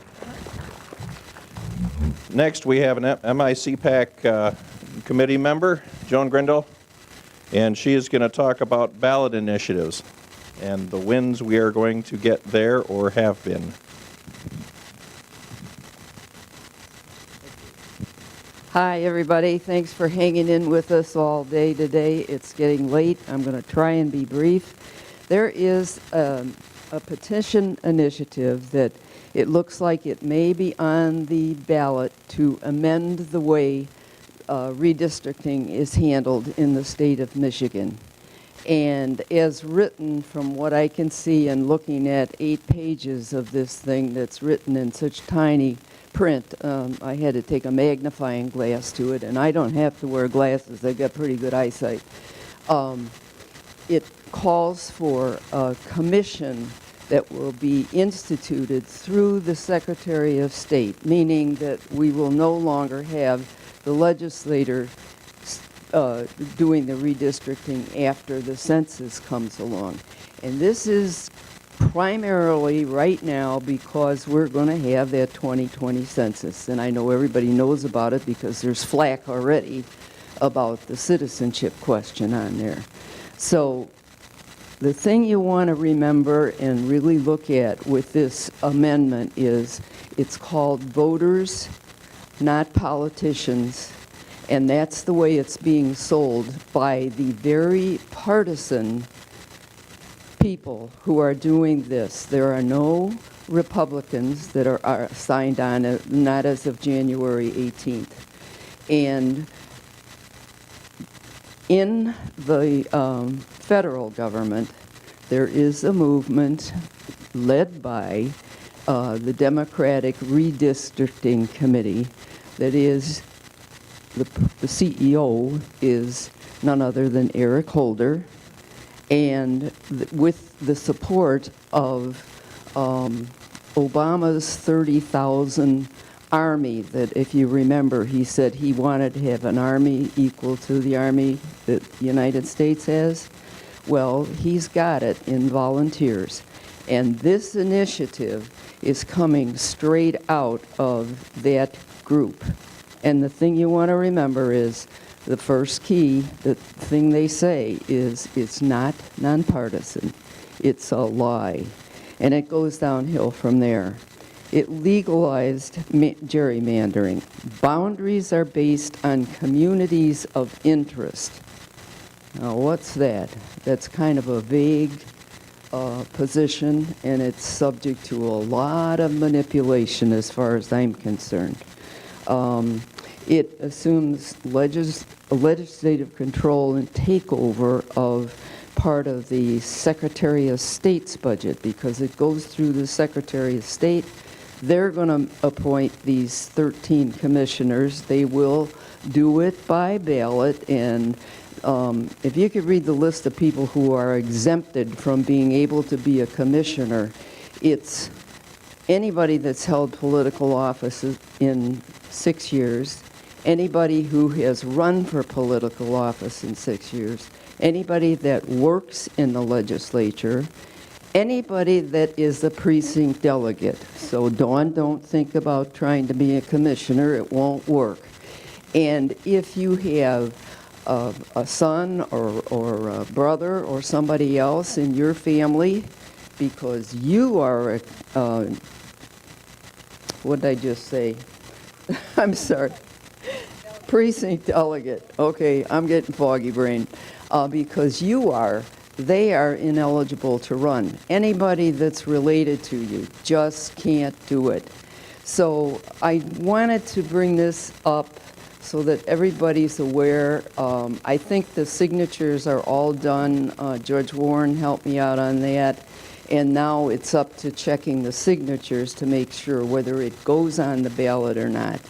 So when Randy mentioned the Secretary of State's office, if that amendment goes through, we want to make sure we've got the Secretary of State's office, because it could go badly for the Republican Party, because this is partisan-led, and if they get a Secretary of State that is a Democrat, you can better believe those applications that go out are going to go out selectively to the 40,000 regular voters that they're going to pick part of the commission from. So I hope that helps and brings it to your attention, and thank you for listening.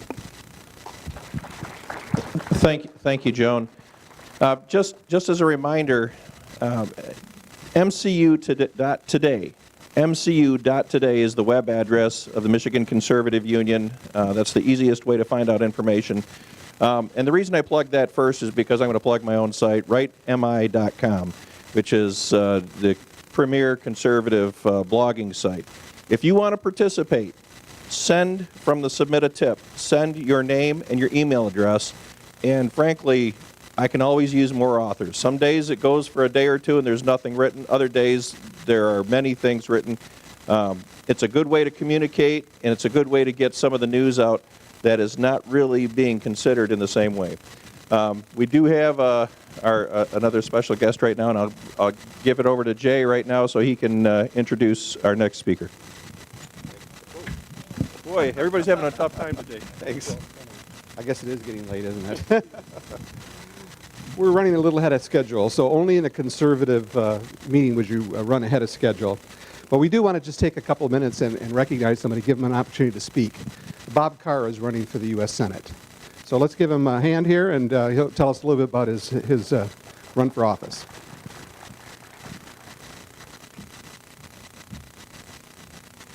Well, we've talked a lot about what we ought to say, but I think you ought to know that I'm going to say it. I've never said it before. State of Michigan was my parent. I went into foster homes when I was 9 months old. I had a dad and a mom, and she took drugs, and my dad was a mess. But anyway, he became my dad when he was in his 80s, and we went by the old YMCA yesterday and took pictures because he was scheduled to come back up to the island, and he sat in that chair and just never woke up. Now the YMCA is just, all the windows are gone and everything. But so I grew up in all these foster homes, and one day I was going to school in Holt, Michigan. Ever heard of Holt, Michigan? And don't feel bad for me. I took it as an adventure. The door got kicked in, a man grabbed myself, a man grabbed my sister, and before the morning we were in Chicago, and ended up with the boyfriend and my mother. And I went to jail with her 3 times that we can remember, and she just couldn't give up the drugs. So I got into drug prevention as one of my things that I've done. I went back to Washington, D.C. to get a job with the president, and I met this gal drawing a picture of a tree the first afternoon, and I had to get a job with the president, which I did, and I worked in Capitol Hill. So this has been quite a ride for us. This state is my home. Why are we running for the United States Senate? Well, it really happened this way. I wrote a letter to the Republican National Committee and personally dropped it off in April, I think it was, telling them how to circumvent the mainstream media. I'd had a White House press pass for 4 years, and then I was lucky to work with Raymond V. Humphreys, who was a great strategist for the Republican National Committee. And it basically came down to this: get back to talking to the local talk show hosts. We have 60 talk show hosts in Michigan. Let them call you every week or two, and also the newspapers. And you're going to circumvent the mainstream media. And by the way, the mainstream media has a reputation too. I'm talking about those reporters. You're not cornering them. But anyway, so then I get a phone call from the White House, and I get a phone call from the RNC, and they talk about the Debbie Stabenow race. And it really broke down to this. Debbie Stabenow has taken over the position of policy chair and communication chair for the Senate Democrats, and they're bashing the headlights out of the Republicans. And she's lost her focus. And Bob Carr, you've done projects all over this state. You can draw the distinction. Over at Claire's, which is opening back up, I moved that railroad car there, you know. The bridge in Portland. I got a call from Michigan State professor and says, they're going to tear the bridge down. Can you help? And we were able to preserve it. But Karen and I, on the 20th of August, stopped in to look at our foster sister that we've had custody of, and we finally put her in adult foster care. She's bent over, too many drugs, trying to keep her calm. Her teeth are missing. Then we went for a drive to take her to a restaurant in Paw Paw, I think it was, and we have 2 minutes. And we went through Lawrence and Hartford, and these buildings all boarded up. We got the Paw Paw, and I took pictures of 3 of the 4 corners were boarded up. And the restaurant that we went to was boarded up. Well, I've been doing projects all over the state, and it's about, are we going to be downtown or not? If we are, you need space. How much space do you need? You know you're going to need space. And what we're going to do is we're going to get a theme in each of these towns, and we're going to move people back downtown. And it's not too hard to do. You go to Beaver, Pennsylvania, go to Aiken, South Carolina, exactly what they did, and they became the Traverse cities of their states. And so I want to really emphasize on that. And we've been in Detroit every week, and we're working on this 10 block by 10 block project to take these 10 blocks. They all have a laundromat, they all have a church, they all have their favorite, everything. And instead of being monstrosities, let's itemize them. My time in the Senate is focused right on Michigan. Our webpage is it's all about Michigan.com. Then the final thing was, Bob Carr, you're a farm boy. You've been on farms all your life. I went to boarding schools because I was tired of being in foster homes. Said goodbye to the Michigan Children's Aid Society. Worked on farms all the way up through the university. And the 11% vote that's lost in this state that Debbie Stabenow, and so anybody who runs against is going to get 43%, is because the farmers cross over and vote for the agriculture secretary. So, thank you, Bob. There's a new website put out by the farmers. Put Bob Carter on the Ag Committee. And that's what we're going to do, and that's how you win. Thank you very much. And this is my wife. We teach. She teaches 3 or 4 times a week as we travel in brand new school. She's an elementary teacher. Sorry to forget about her. Karen Carr. Appreciate it. Okay, our next guest is going to talk about cutting federal spending. John James is a former Army captain and West Point graduate. He's also president of the James Group. So please help me welcome John James.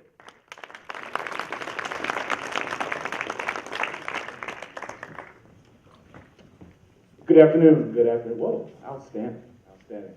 My name is John James. I'm a candidate for U.S. Senate. It's an honor to be here today.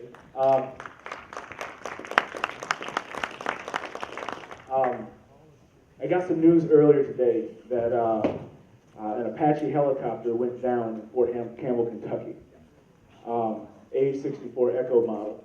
And my former commander, Brigadier General Todd Royer, one of the greatest combat leaders I've ever known personally. He's the leading commander out there right now. And he offered his condolences. The names of the families are going to be released within the next 24 hours. But that really hit me hard because it's so easy for us to forget what our servicemen and women and their families have done for us and what they continue to do for us. And I would like to take this moment now. I was honored by a brief round of applause, but I want to honor the veterans who are in this room. Let's give our veterans a round of applause.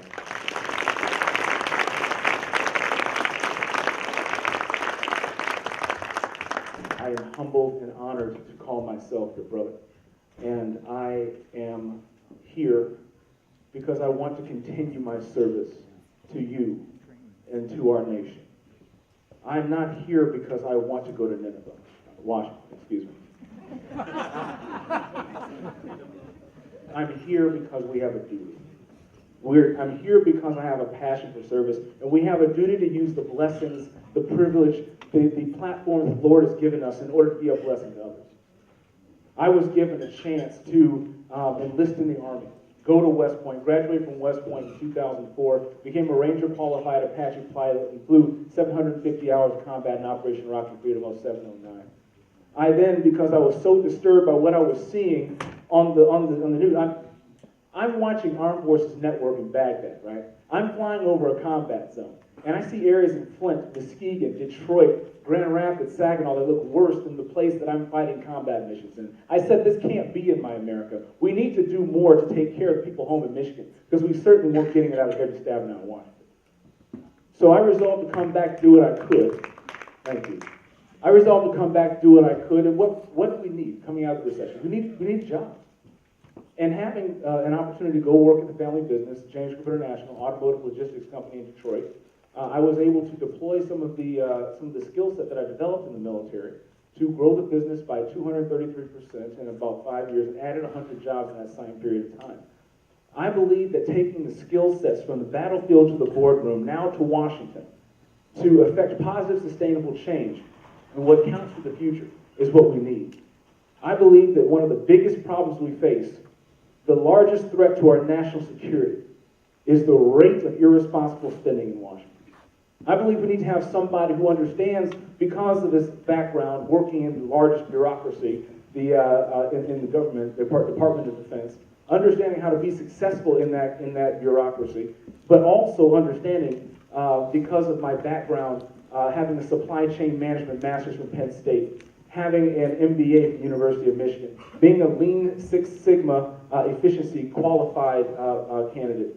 But not just the academic qualifications, but deploying these skill sets in real life to affect sustainable change in spending in our business, getting that 233% growth, satisfying our customers, creating 100 jobs, and our company has zero debt.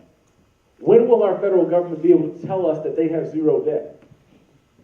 In our lifetimes, probably very, very small, but we have too many people in Washington legislating a future that they will not be a part of. We owe our children better than the irresponsible spending we're getting.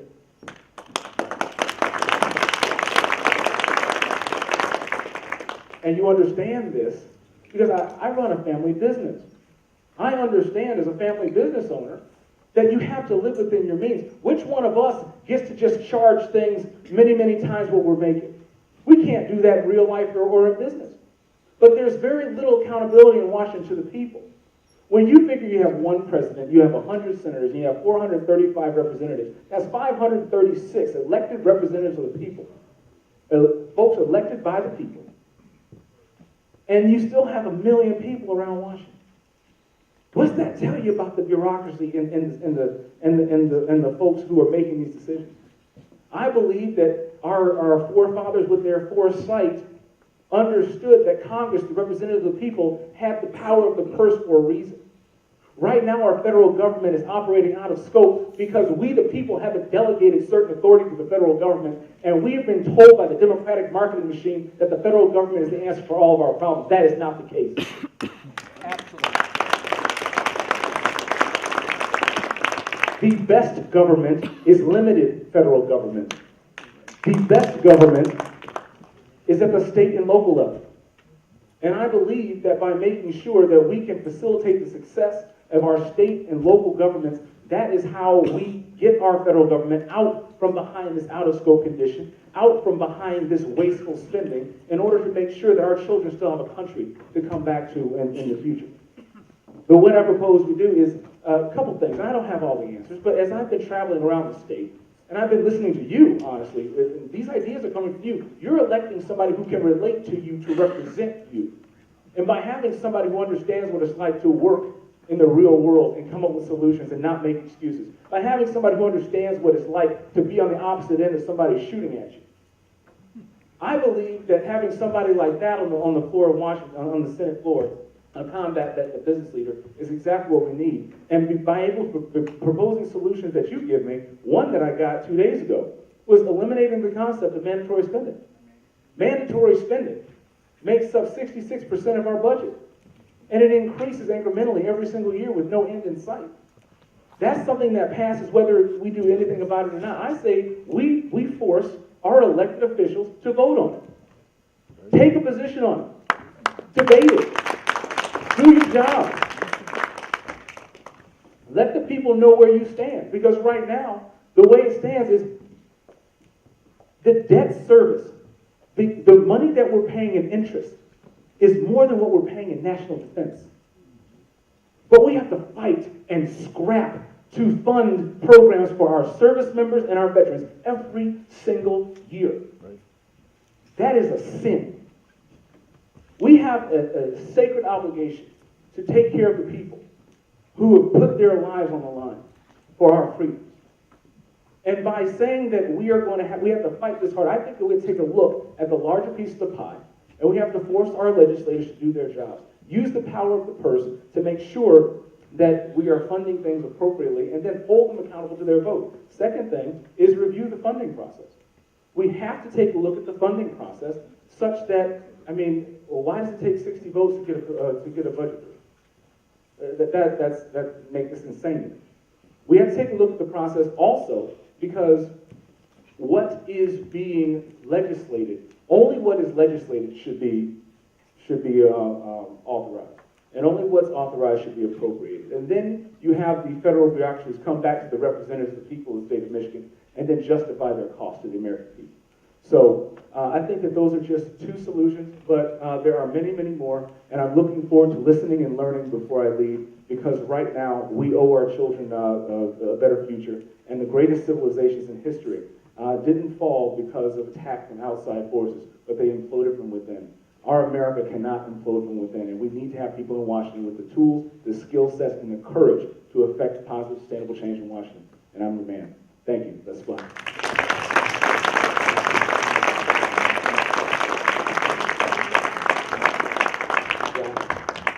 So it's time for the test. Look around you and see if there is a lost iPhone 7 Plus in a purple sparkly case. One of our MCU members has misplaced it. If you see it, please return it to Kimberly at the table against the wall. Okay, let's take a minute and give Mary Treader Lang, who's running for Secretary of State, 2 minutes to talk about what she's done and what she intends to do. Mary Treader Lang. Hello, everyone. I am Mary Treader Lang, and I am here running hard to be your next Secretary of State.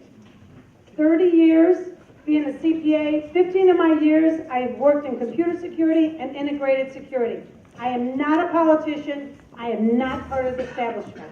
I am running on a platform of security, optimization, and stability. It's over there. Security is by far the most important item on my platform. Protecting the integrity of the vote, protecting the information that's vital to each and every one of you that is stored at the Secretary of State's office. Optimization, doing more with less. I am fiscally conservative, pro-life, and I support the Second Amendment. Stability, continuing the forward momentum of our legacy Secretary of States, our Republican Secretary of States. Candace Miller, Terry Lynn Land, and Ruth Johnson. They've done a fabulous job. As a matter of fact, Candace Miller and Terry Lynn Land both have endorsed my candidacy. I take that as an honor because I am not a politician. Candace Miller is quoted as saying, Mary Trader Lang is the only individual that can get us over the line this November. And it was mentioned earlier, this next Secretary of State will define the political lines of our future for this state. I am running to make sure that Jocelyn Benson is not our next Secretary of State. We as Republicans cannot afford to have her at the helm. This redistricting, her support, George Searle supporting her candidacy, she is running again. She ran against Ruth Johnson 7.5 years ago, only lost by 5 percentage points. There is only one individual that can go up against Jocelyn Benson and beat her. That is me, Mary Trader Lang. I am the hardest working candidate for Secretary of State. And if you think about it, we as individual Republicans, this position is probably the most important position come November. It will define the political lines of our future, the majority in Lansing, and the 14, now 13 Congress people in the future in 2020. This voters, not politician, is dangerous. It's comprised of a Democratic initiative, people being pulled out of a hat to create a commission. They all make $44,000, imagine that, and it's a $5.5 million hit to the Secretary of State budget. This is dynamite and dangerous. We cannot afford to have Jocelyn Benson at the helm. I'm a CPA, computer security experience. This Jocelyn Benson can't even compete against me. She doesn't have those credentials, and she is going to destroy us as a state. We need to unite, become a precinct delegate, get out there, spread the word. It's imperative that we continue with the forward momentum of our state that we have worked so hard these last 8 years. And I want to be the driving force and be your next Secretary of State. Remember, Mary Trader Lang for your next Secretary of State. God bless you all. Thank you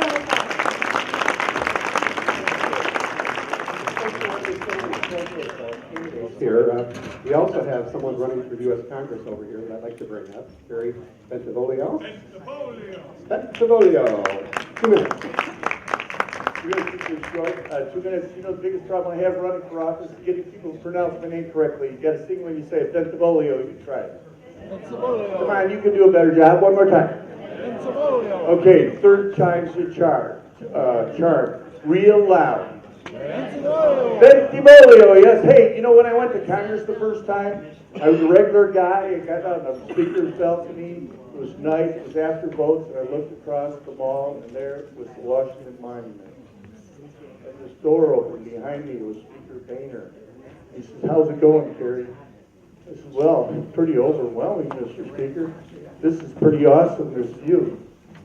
He said, "Come on into my office." We sat down in the office. We had a ball talk, and I said, "Mr. Speaker, I got to tell you that, number one, I'm never going to surprise you. I'm never going to lie to you. I'm never going to tarnish the office. And I'm never going to vote for a multi-issue bill. You call it an omnibus. Now, I didn't know it at the time. I'm never going to vote to raise the debt ceiling. And I'm never going to vote to raise taxes." Kind of chuckled and said, "Okay." I've never been pressured by anybody in Congress to vote for any of those things I told them I would not vote for. I passed 3 bills, got a 100% score for cutting government waste, 93% conservative rating overall, and rated the second most transparent member of Congress. I'm going back. This time I'm going back to kick ass and take names. I've been there and done that. In the last 4 candidate forums, and I have 5 opponents, I won every single one of them. And one speech I gave, well, I actually didn't really give it, but it was the best speech they never heard. All I did was hold up posters. You could hear a pin drop. And then in the next 2 debates, I won the straw poll. We're about 30 to 40% of the vote according to my opponent's polls, but let me explain something. Every single one of you, a conservative, we're on the same team. I got a proven record of accomplishment. You need to get into this game. I need your support. If I could get 500 true conservatives to send us a small check, ladies and gentlemen, we win. God bless you. Thank you very much. Another 100% score. Okay, we're at the end of the program here, and I wanted to invite Norm Hughes back up here for some concluding remarks. Possibly.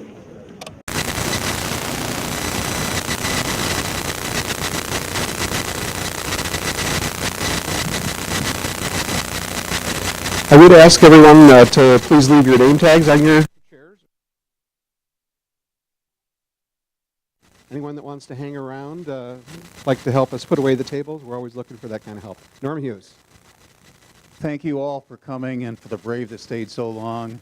I hope you got a lot out of today. There's a lot of material here. We will be posting this. It's been on live feed all day. We've had several cameras that will have some materials available to you. You'll be seeing it pop up on websites and so on. If you're not on the Facebook pages of Michigan Conservative Union or MiCPAC, ask to join, and we'll be glad to let good conservatives on. There is a lot of work for us to do that remain. And again, we want your input. We've talked about an open forum. We're not going to have a chance to do that today. But if you have specific questions and interest in information and proposals you want us to bring forth, send them to micpac.hughes@gmail.com, and we'll be glad to try to get you answers and put them in our newsletter. And if you're not on our newsletter and want to be, make sure you get that, send it to the same location. Now, again, the battle begins here. We've given you ammunition. And so it's up to you. You know, the talk is, yeah, we're speaking to the choir. But to change public policies by changing public minds. And it's each of us has the responsibility to talk to our neighbors, friends, family, church members, coworkers. Spread the word. Less government means more freedom. It's that simple. It's really that simple. And so, again, I thank you. God bless you.